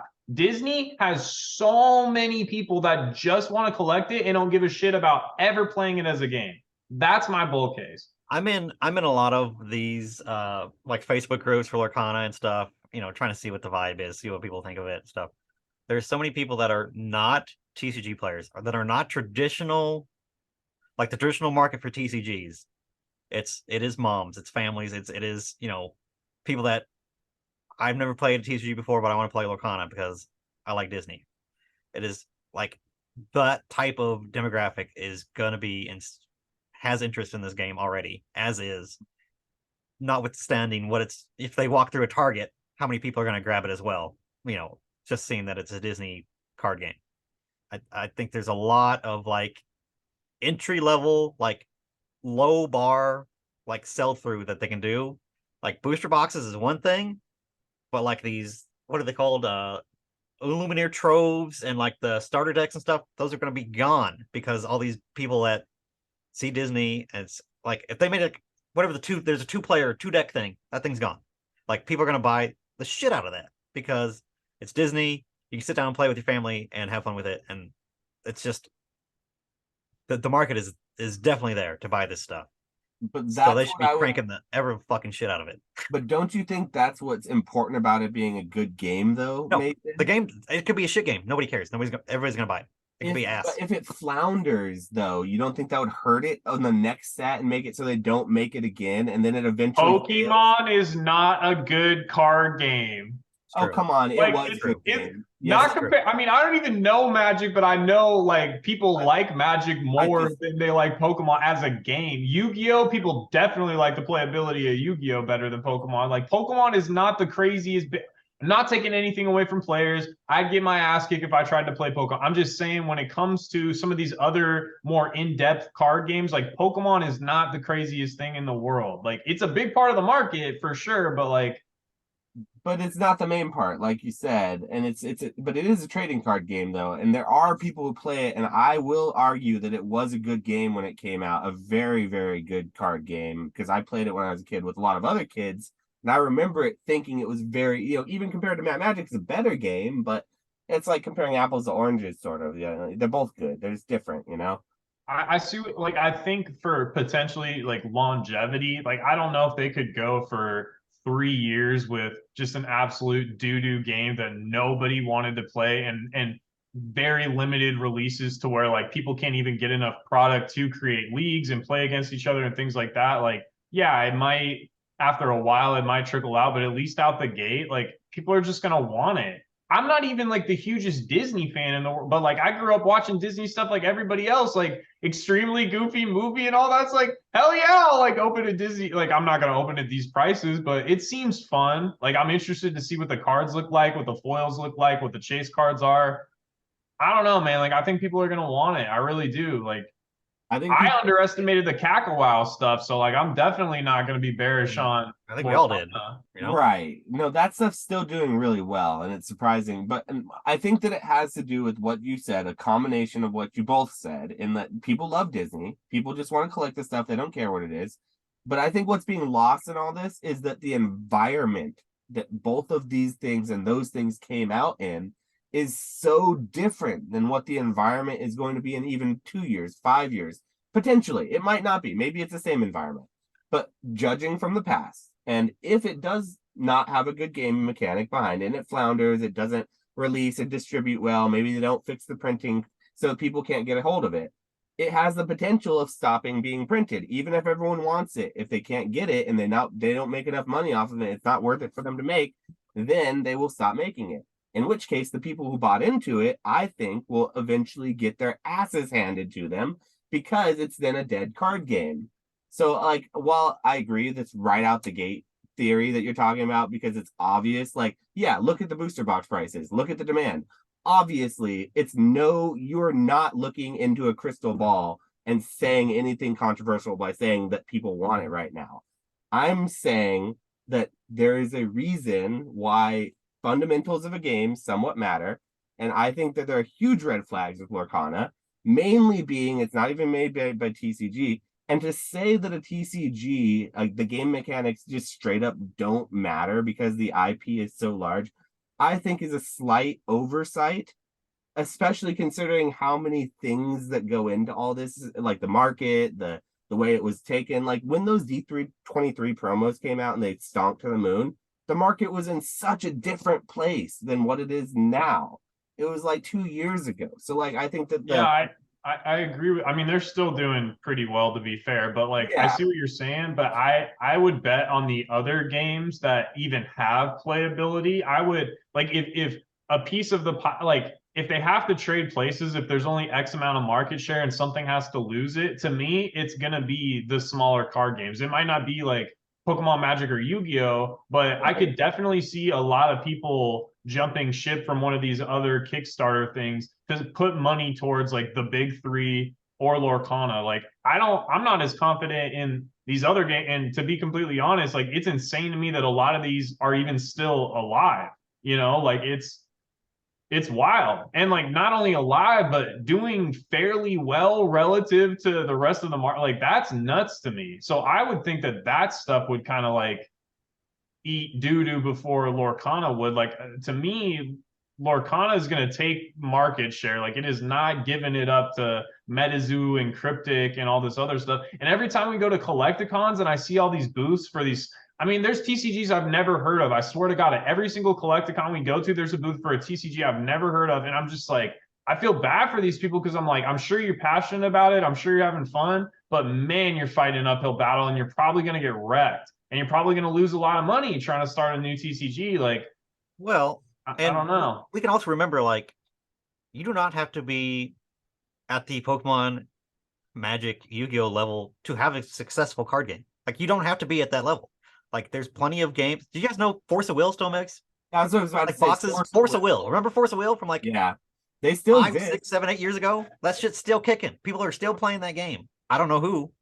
Right, I've don't never have anybody met ask someone, for it, I've but people heard. are. Like, there's plenty of those games out there that it still like That was have a Weiss following. Swartz. To be fair, that was exactly what Weiss Swartz was. You know, I think of Weiss as like kind of like more like Pokemon 2, is that like people buy it for the IP, people buy it because they recognize the characters a lot. But yeah, there's tons of stuff like that that is doing okay by most things, but Disney is not going to put their name behind something that's just doing okay. They're going to just say, all right, kill it, if it's not just up to their standards. I think this is not up to Disney standards right now of what they're doing. And I think and I agree with that. they're And probably that's getting a why I lot see of it heat being from killed. yeah. I don't see it succeeding because of what you just said. It doesn't feel up to the Disney standards. It feels very like 2 years too late. I don't know. Okay, And like, but listen, if they cut it, like imagine this. They get so much heat, so much bad PR that after 2 or 3 sets, they just say, okay, we're 86ing this and they end the game. Do you know how, like, maybe up front, some people would try to dump, but people would want to collect that crazy. Like, Yep. I don't know. Like, I think it would still have value. I think people would still want to go after the chase cards. I don't know, man. Like, there's a lot of dead TCGs that hold value. I think if they Sure. cut off, There's a lot. yeah, Yeah. as long as people are paying $500 for these sorcery boxes, they will pay more. They will pay for the Disney boxes. I agree with you. So That's scary I, to me. I hate that. the yeah, and fact I that you agree with still your have take. those Yeah. makes me so angry. Like, Dude, I had a lot more. Let's just say I had a lot more before I sold them. So Jeez. No, I mean, please don't. yeah. no, I agree with that take though. I agree that the weaker IP Kickstarters probably have less of a chance of making it than Lorcana.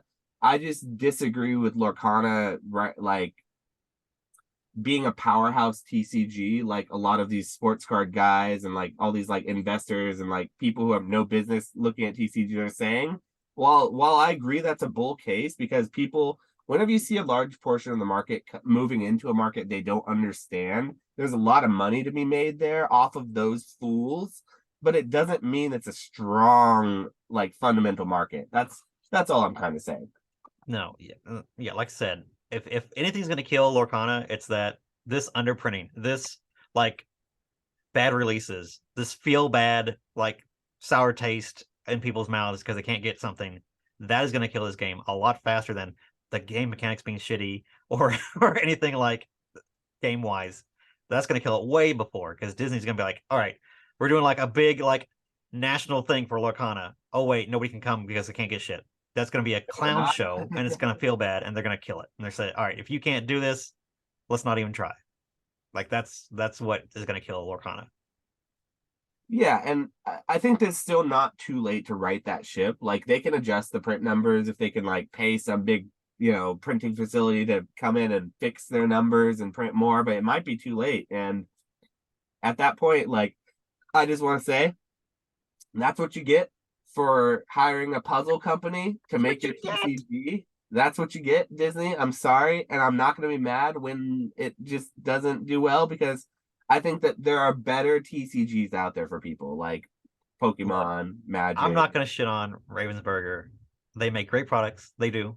Like That's Villainous probably is a true. high quality. They are a high quality company, but they are in way over their heads. I didn't say they trying to weren't a produce high this quality much. company. I just said that they had no business making TCGs. It seemed like they had no business making TCGs, and that's all. You're just taking a strong stance, and I just want to clarify my position. I understand, and I respect that, but I have a I brand to also will protect. clarify You my don't. position is that I do believe that they probably make good puzzles. I just don't think that every company and their mother should make TCGs. Yeah, if Pokemon is still struggling and all these other games are still struggling, yeah, it's just hard for everybody. Yeah.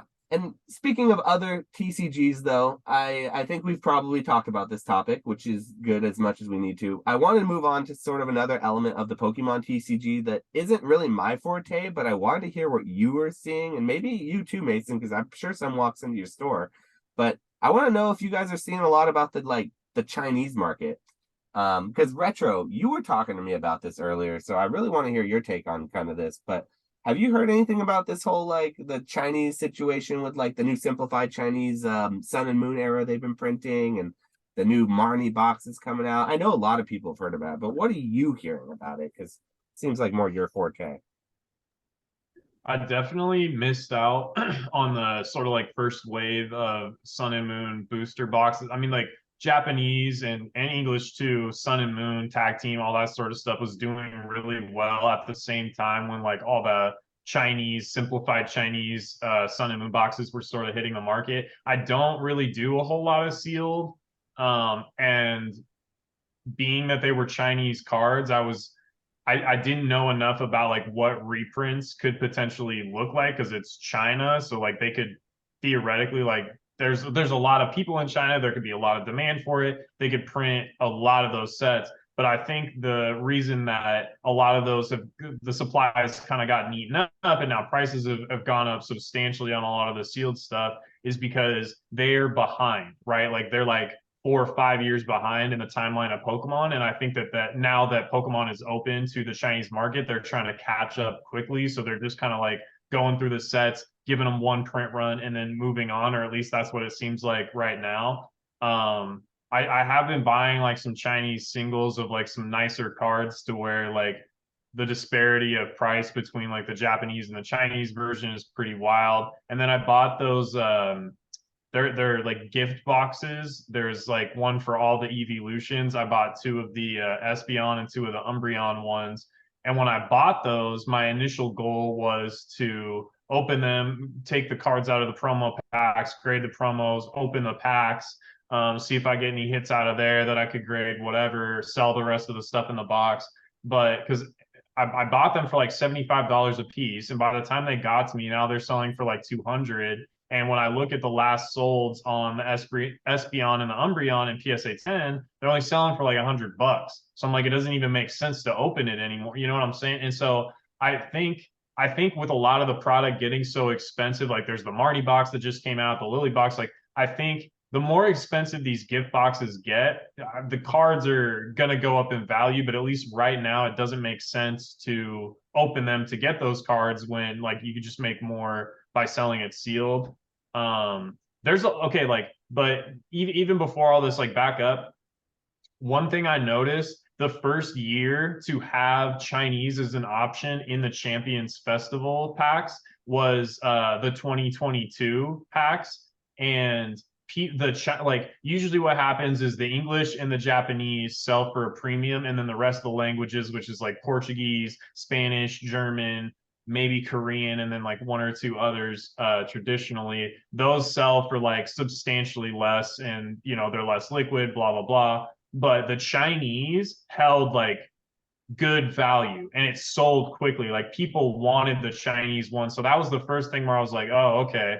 This is not just Chinese people wanting Japanese cards, but it's Chinese people, Japanese people, whoever wants Chinese cards. So I don't think that's going to change. I think now people are trying to get a little too galaxy brain with it because now there's like Indonesian and Korean and Taiwanese. And I think people are always going to try to go to like the next thing, but at some point I feel like Chinese already seems like enough, like English, Japanese, Chinese, to like try to get galaxy brain with it and buy like Indonesian V-Star universe boxes for 40-50 bucks. To me, not financial advice, it's probably a better buy to just buy the Japanese one at like 90 bucks. Like that's probably going to do better long term than the fourth, you know what I'm saying, like the fourth most or the fifth most, sixth most popular language.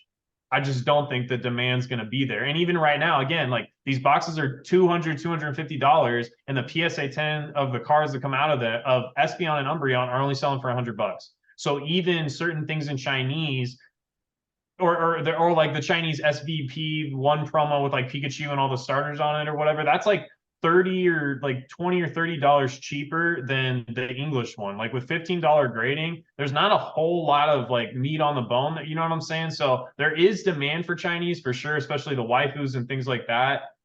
But I don't ever think it's going to be as big as English or Japanese, or at least the prices aren't reflecting that right now. But I don't know. I could be wrong. This could just be the beginning. Things could be really undervalued and keep going up. The one card I do think is undervalued right now is the Chinese 25th anniversary Charizard, because it has the same sort of foiling on it as the Japanese one, which people like more and sells for like, I want to say double of what the English one sells for now. And I think the Chinese one is only like 120, 150 bucks. I think that card could, you know, go up because it just seems cheaper when the Japanese one is selling for like 550. So sorry for the rant, but yeah. No, I like that. I think you're right. And actually, not so subtle shill. I actually have a black label of that Charizard on my eBay if anybody wants to grab that. Thank you, Retro, for saying that it's a good deal and a good buy. But people think of just the push into China from Pokemon just being the TCG. It is not just a TCG. The video games for the first time were printed and had like Chinese as like a native language that you could choose. Wow. That's never been a thing before. I didn't hear about that. That's cool. Not the legendary, mythical Pokemon, like the ruined Pokemon, they're Chinese. Wow, that's crazy. Why? That's what a coincidence that they did that. Like, Pokemon is pushing into China very heavily. Like, they are investing major money, and obviously to go back and reprint all these Sun and Moon sets, all these Sword and Shield sets, and then all the way into Scarlet and Violet in Chinese, like that's a lot of work to go back and like translate all these cards, all these mechanics, make it all make sense in Chinese again. That's a lot of work. They're pushing a lot of money into China, and I think this is child's play to what we will eventually see when like 4, 5, 6, when it starts paying off, and like they're entrenched in like overall just Chinese culture. Like, you gotta remember, like they're just a short little hop, skip, and a jump across the water, and they're in China. Like the culture is very similar. Like the mentality is very similar. It translates a lot better from Japan into Chinese than it does like Japanese to English. Like it's all makes sense, and it for a business it is like for them to get the green light to go into China is like, yeah, we're gonna put a lot of money into this. So all those things make it's very visible that Pokemon sees a lot of money coming out of China, and that being like potentially a bigger thing, or at least on equal footing as like Pokemon International. Like China could be like the equivalent to Pokemon International for them. And I think that them running it out of their home base is also smart because obviously Pokemon International has their hands full as it is with the whatever how many languages they got to deal with and distribution they have to deal with. For them doing it themselves, it makes sense, and I think they're going to do it right because of that. Yeah, I feel like it's not better.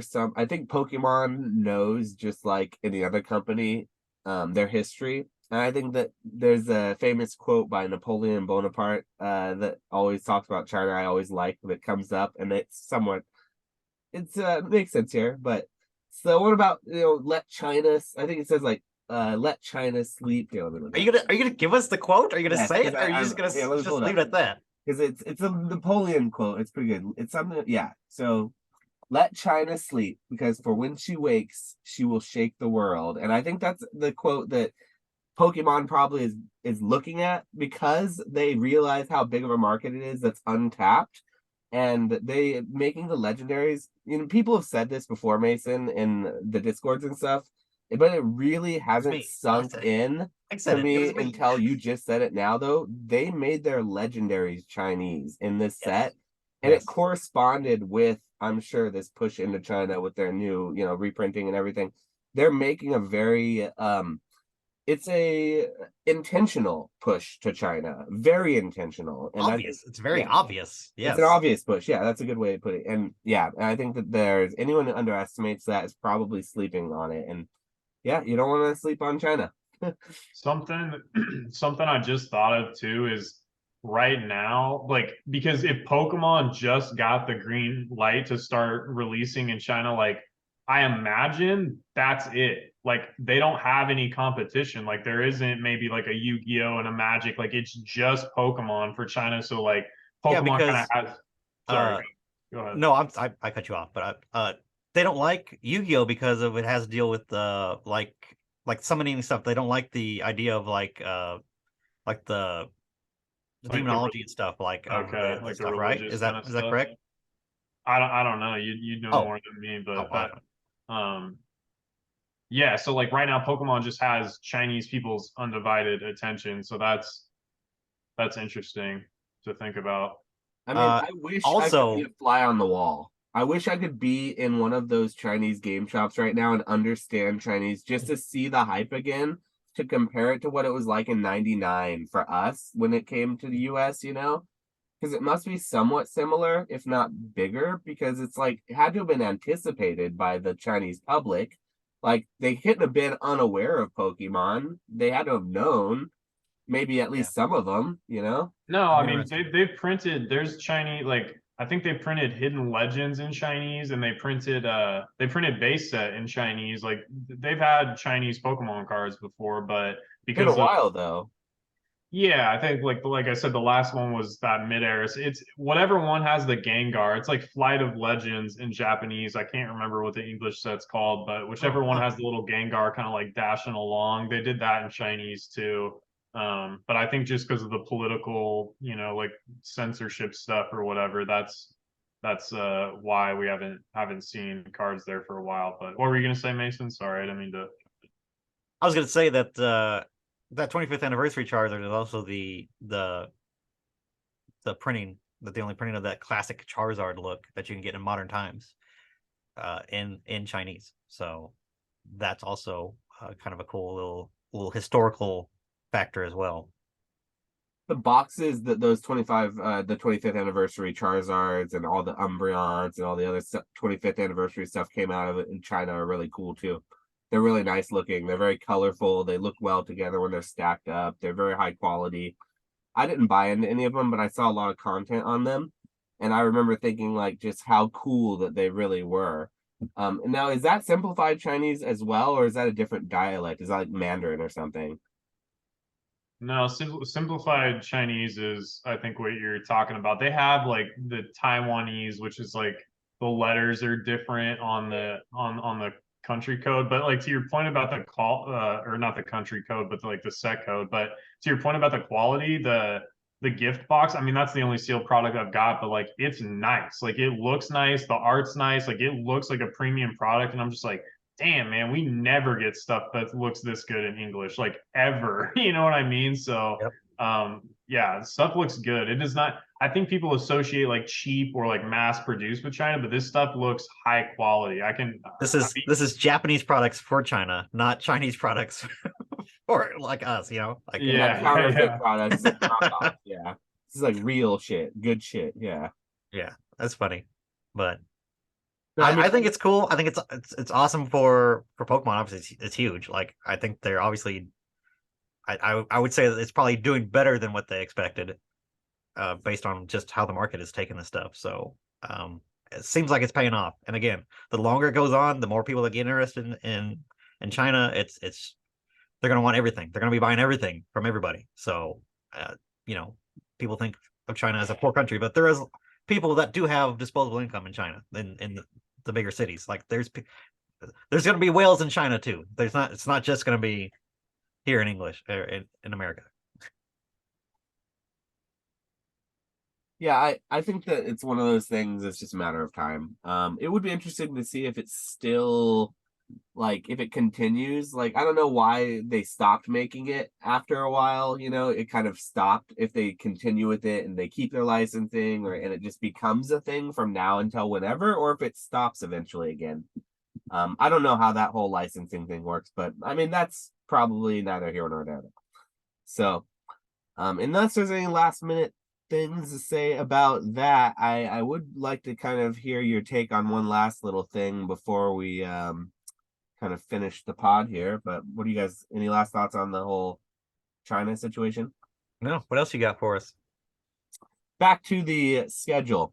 I was thinking, it's been a while since there's been an English set that's come out that I've actually thought was like really, really strong to the point where I sort of worried about how the market was going to take it.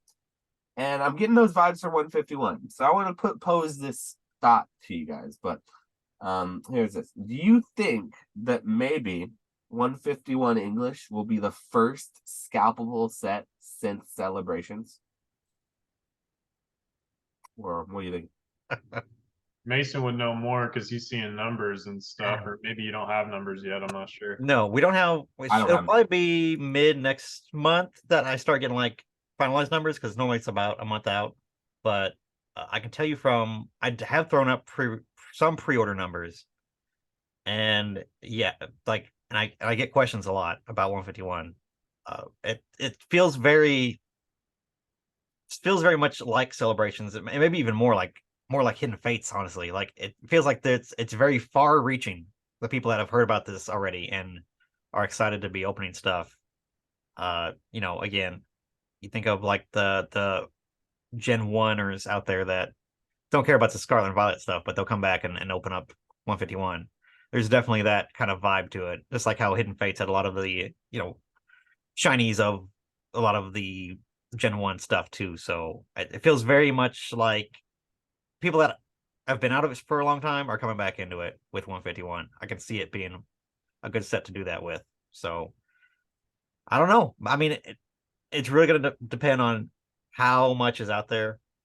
If they print it a lot, and again, I've talked about this in some of my videos, but they're going to have bundles for it. They're going to have ETBs. They're going to have other products that are cheaper. I mean, $15 for 3 packs and a poster is pretty good. That's about as cheap as you can get it on a product. If it'll be that at release or if it be a little marked up or whatever, I don't know. But if that's the type of price point where it's just the price of a normal pack, basically, I mean, would you rather buy Paldea Evolved or are you going to buy 151? I mean, that's kind of a no-brainer to a vast majority of the casual people that are buying right now. So I think that's the vibe I'm getting, is that a lot of people are waiting or holding off or saving money for 151 because they're excited about it. Yeah, so I don't have a perspective on Hidden Fates because I wasn't selling like I am now when that was like coming out. But I don't know if you were per se at that time, but what was the vibes for Hidden Fates before it came out? Not after it came out, but like before the Hidden sentiment Fates, around it. yeah, there's definitely rumbling of like some cool stuff, and it was right around the time of like you think of like Shining Legends 2 that had like the Mewtwo GX that had in the test tube Mewtwo, and then Hidden Fates had for the first time like gold stadiums, and there's like a cool because like it was Viridian Forest like was Yeah. the stadium, and it was the first gold like full art stadium, and that was really cool looking. And then obviously shinies galore, like people love shinies, or the aspect of shinies being a thing. Um, so a whole set of that was freaking crazy. That was insane. So I guess something what that I breaks the saw- mold like that, or something that sets a bar, are so weird compared to like a normal set. People tend to take notice and they kind of come out for it. So it was very, I would say Hidden Fates was one of the first sets that was scalpable, you yeah. know. And then now it's come back around where that's just like what we're used to at this point. And Hmm. then for Hidden Fates to have that same kind of feel to me, I think it is completely possible that we could be seeing markups on the stuff, or people buying them out off shelves and stuff like that. It could very much be. It just really depends on how much they're going to print. Because Hidden Fates was like those tens. I never remember a time where those tens sold for $20. You know what I mean? Where I could Yeah, buy them. They were $30 always on the secondary market, on Target, on whenever I went online, and it was like if I got them on the shelf at Walmart, sure they're $20, but I knew they were worth $30. So immediately from my memory, and I never saw ETBs of Hidden Fates when it came out. Those were impossible to find on the shelf from my memory. So like I guess I'm trying to think of like I wonder how the sentiment is for 151 comparison because like I bet you the lead up to Hidden Fates, it wasn't being scalped very much because people didn't, like you said, they weren't used to it. They weren't used to things going up, so they're just paying normal. And then when they realized that they couldn't buy as much as they wanted, that's when they had to pay. Okay, I'll pay $5 more. I'll pay $25 for a 10. And then you realize, like, wait, I have to pay $30 for this thing. It's $20. This is in really high demand. All right, fine, just do it. I'll do it. I'll buy it. I remember buying ETBs from distribution for $100. Yes, that's what I Like mean. like that was like, Available. again, that was unheard of. Like that was not a thing where you bought from wholesale above the typical numbers, let alone above MSRP. Like that was crazy.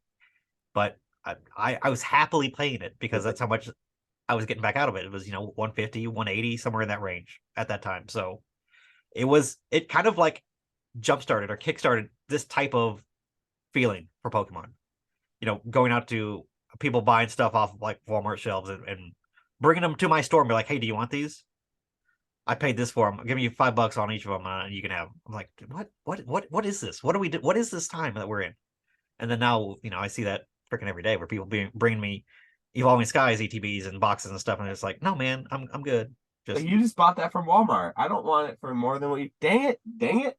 exactly. Yeah. So, But I uh, do feel though we're getting back to with 151 that potential. Even if they print it to the ground, I think there's a certain amount of this that there's no way they can print enough of it. Just seeing the demand. yeah, I mean, it's gonna be a fun set. People are gonna rip it. I think there's gonna be more people ripping it than there's gonna be people that are just hoarding it. Uh, just from it's a to a casual set. This is to like the nostalgic people that are gonna see it on the shelves and pick it up. Haven't bought Pokemon cards in years. Those types of people are who are gonna pick this stuff up. People that are picking up Shining Fates were not those people. No one was picking up Shining Fates out of nostalgia. Like that was not the market or the people that were buying that shit.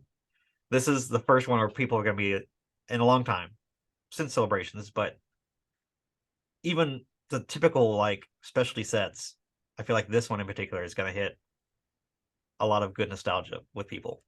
It has that appeal. It has that kind of flavor that, again, it's unique enough that it's going to buck the trend and kind of get people to take notice of it more so than just any old other like baby shiny set or whatever. I think what hurt Crown Zenith a lot over the last release compared to other specialty sets. So obviously Pokemon Go was just a dud, but Crown Zenith I don't think was a dud. But I think the release schedule that it had was just so spread out for people, and there's so much of it over 6 months of time. Yeah. It really kind of hurt a lot of the singles and the hype and a lot of the set's fundamentals for and its ability to really recover. So I think that we're going to see a different situation for 151 though, because I think Crown Zenith, while a good set, it's not as good or as ubiquitously good as 151 is, that appeals to a mass amount. Because to like Crown Zenith, you had to have been into Sword and Shield block, and you had to have like it was the icing on the cake. But if you never got a slice of cake to put icing on in the first place, you're not even going to show up to the table with a plate. 151 is the entire meal. You're getting everything, you don't need the icing. You get it all. You're going to come there no matter what. It's all barbecue. Even Cake barbecue. Okay, that was a stretch, but This analogy. This is all over. Crown Zenith has a feel of just a lot of like what Generations was. Where Generations was a cool set, cool idea, cool concept, right? But they strung it out so long where it's just like people got bored of it. People were over it. It was done.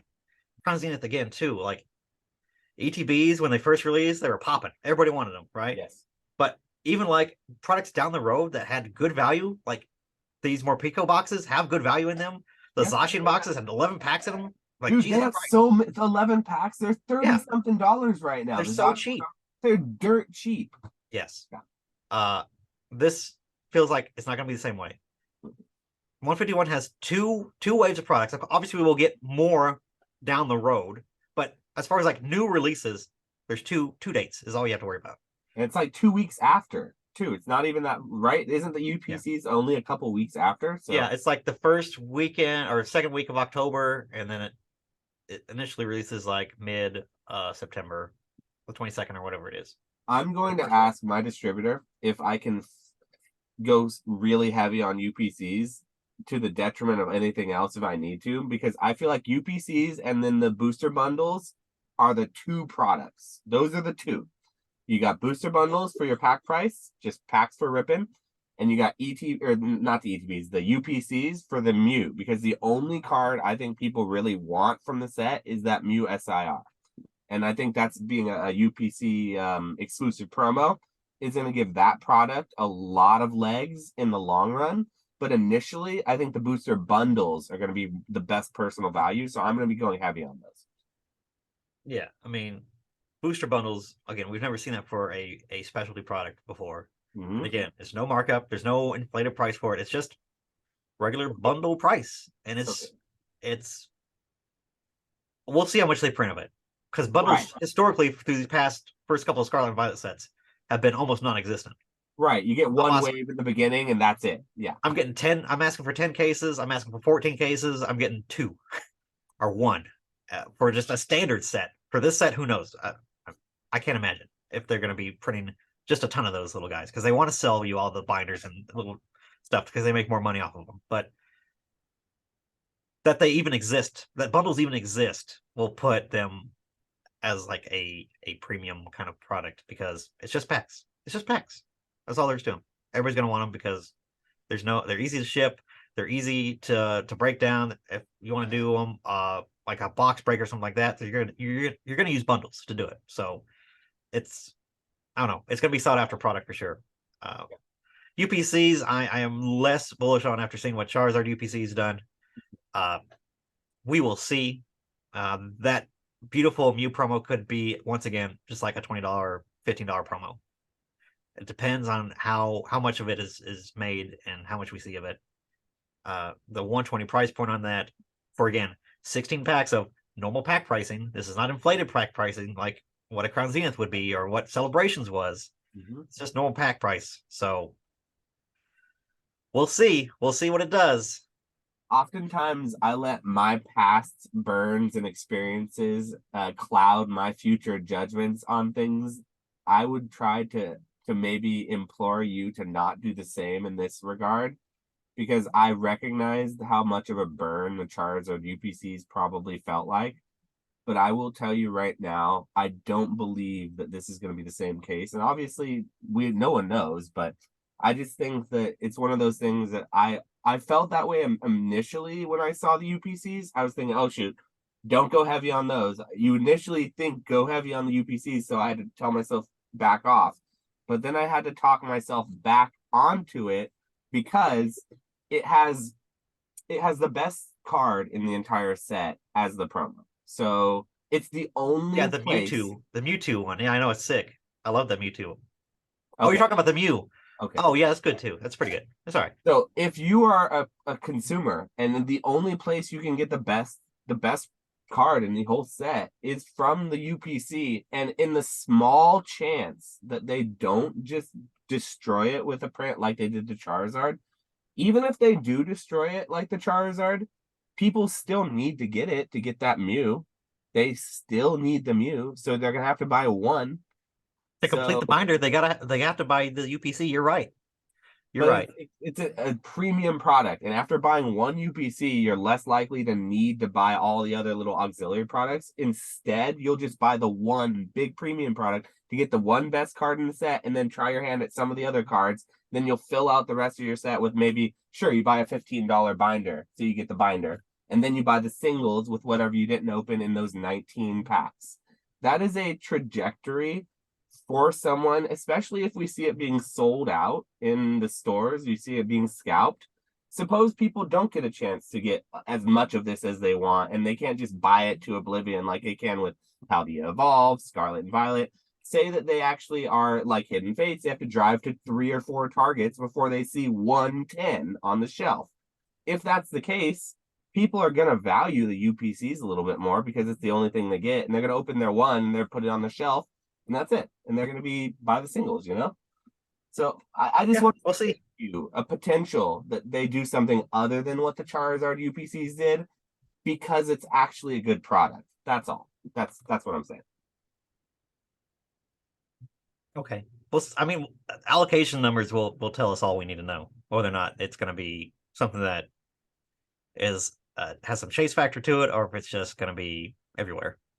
If I get as many of that as I do the ETBs, that's not a good sign. That's not going to be good if it's the same kind of numbers, but we'll see. But if you had to have a large amount of one single product or a small amount of one product, wouldn't you rather them overprint the UPC with the best promo in the long run too? No, because if I can't sell it and I got to sell it for $80, $70, $65, and I got to ship that, then we're in big oofs.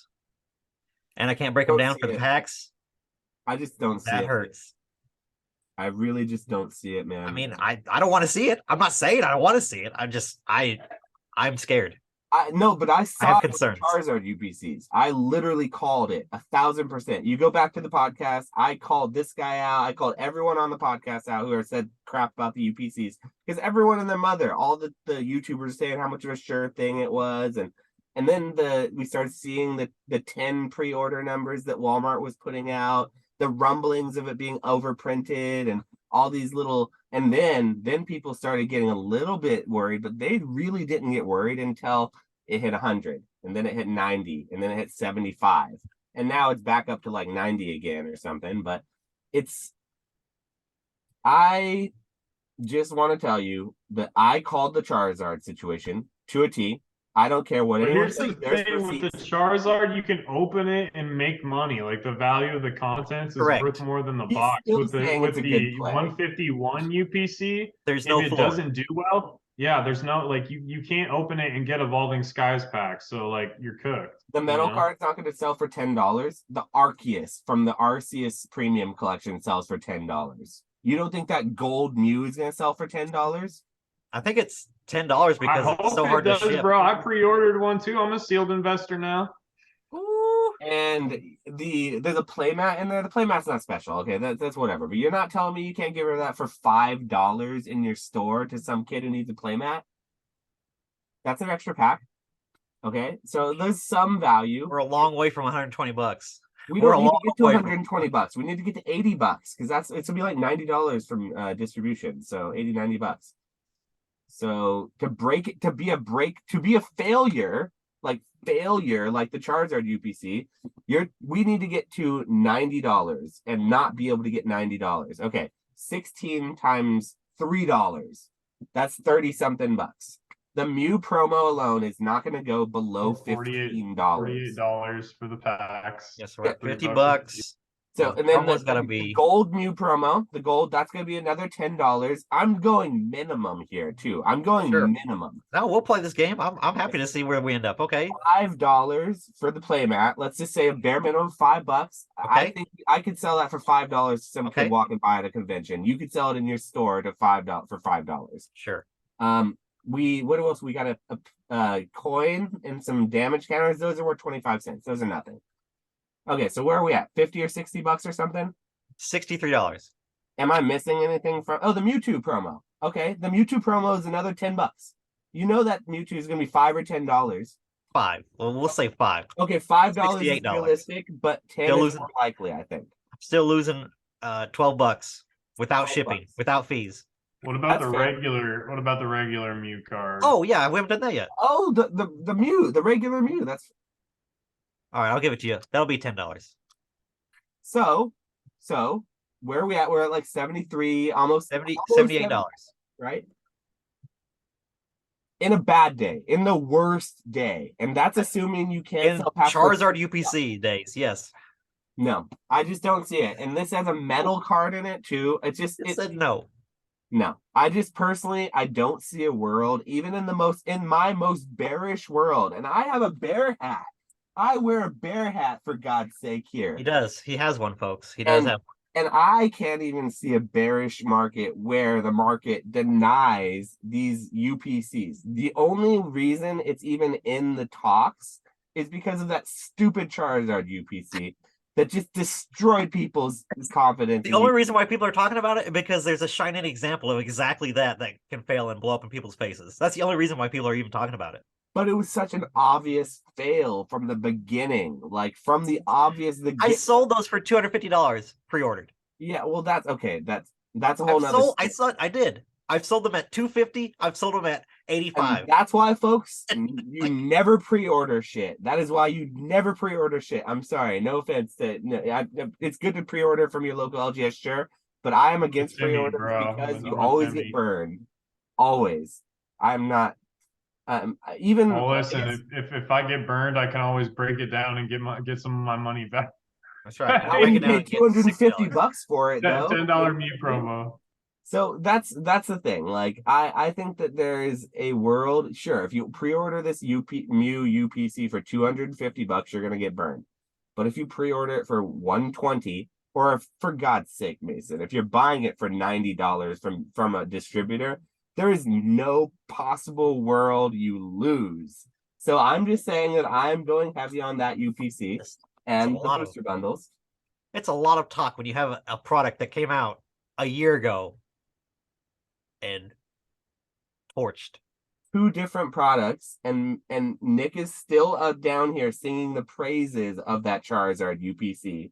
Even since it tanked, he's still saying I'm not singing the praises. I'm just saying it has more of a floor because it has more outs. Like, it does. It does have more outs. Listen, yes. I still like that Charizard UPC at like $80 or $90. I still like it. Like I traded for one at the local event I was at like $80 because I liked it, and I was just like, sure, I'll take it. Still sell them for $120. I've had people call me and ask for them. Still has value. It's good.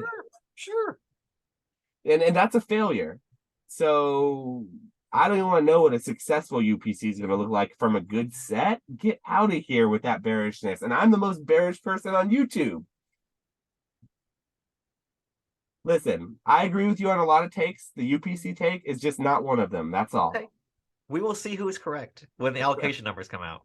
That's fair. And we can adjust and they go from there. How about that? Yeah, and that's one thing, folks. If you're already doing pre-orders for this stuff, we don't know our allocations for it yet. So neither do the people you're pre-ordering from. So that just goes along to show like pre-orders are a little bit I don't know about that, guys. I don't know. I don't like giving out free loans to people. That's all I gotta say. So, do we have any last topics here we want to get into? Because I feel like that was a good one, but I do feel like there may be some last minute little stragglers that we could bring in. No, I'm good. Where we at on time? This felt like good. Yeah. where are we sitting at? So we're doing pretty good. We're about 2.5 hours. So What? Yeah, we're good. We're good. Listen, shout We're out. good. Wrap it up. Yeah. I gotta go. Yeah, What- shout out to what the- PK. He claimed in his recent video that if I had a superpower, it'd be the gift of gab. I appreciate you, Mason. I promised him. He called you Jonah Jameson, Yeah. bro. The guy that, oh my God. The guy I gotta that- watch. I haven't seen it yet. I haven't seen it, so I gotta watch it. Yeah, that's all I'll say. And I appreciate that. That's funny. All I'm gonna say is shame on PK for doing a whole superhero thing and not including Swami. That's all. Oh no! Aw, that is a bad. Like, come on, man. Come But to on. be fair, Swami hasn't been on YouTube, and he puts his stuff on YouTube, but he puts it private, and he only shares it to the Discord. So PK would never know, you know. No, he has tons of Marvel stuff out that's unprivate, and he has like some of his old lives up that aren't private. But I'm just saying, like, They're dude not is like Pokemon, you know what I mean? It's specifically, I think. but he's the SM Pratt of Marvel cards. Like, I feel like he deserves to be compared. I don't know. I'm It's not not. It's saying he not a doesn't huge deserve deal. it. I like He that. absolutely deserves to be in there. I'm just trying to defend PK and saying it was a PokeTuber thing, and it's been a long time since Swami's put out a Pokemon video. That's all I'm saying. Because I love Swami's content, obviously, but I'm just trying to say, you know, it may be reasons possibly, but shame on him for that, though. I agree. He should have at least had a spot for the shout out for the Marvel thing for sure. But yes, we went over an hour. We went an hour over what I promised Mason. So we're gonna have to say, you know, thank you for being here, and we're gonna cut the podcast here and say thank you to our listeners. But if you do have any comments, if you have anything you'd like to say down below, we appreciate you. If you made it this far, like goddamn. Yeah, seriously, if you made it this far, you are a real one. And there are some listeners. I just want to say shout out to the listeners of the podcast. I've had people come up to me at conventions. I've had people tell me privately that they listen to every episode, and it blows my mind. And I'm this is gonna get a little. I'm really filled with gratitude for that. So if you're afraid of mushy stuff, I want to say thank you for listening, listeners. I do appreciate you. I read every comment. I don't always respond to the comments, but I do try to read every comment. So I appreciate you, and we're gonna keep making these. So I do. That being said, appreciate you being here. But Yeah, thanks for giving us your time, Mason. I know. Oh yeah. Look, it's been a long week for you, I imagine, at the LGS, and then you're doing this for 3 hours. So I anytime. It's fun. I appreciate you guys. Yeah, it's not often that we get a real LGS owner, game store owner to come grace us with our presence. We just kind of pretend to be like in the hobby, but you're actually involved. So I always appreciate your takes though. So hey, you know where to find me if you ever want to have me on again. I do. You've got about 5 stores, and so at this point, he's opening a new store and a new location. He's always got a new one opening up, so you can go find him. Cardinal Gaming. One of his multiple. 2, I'm good. I'm good at 2. Cardinal China. Yeah, can't say that too much. Cardinal Dubai. Yeah, because you don't want to blow up your spot too much, because he's already so busy. He gets like 20 plus people on every Sunday for Pokemon. He's saying it's like crazy. Yeah, and that's so if you're in there, if you're in Kentucky, you want to play some Pokemon, go check out Cardinal Gaming. I highly recommend it. But that being said, guys, thanks for coming. We appreciate you, and that'll be it. See you next time.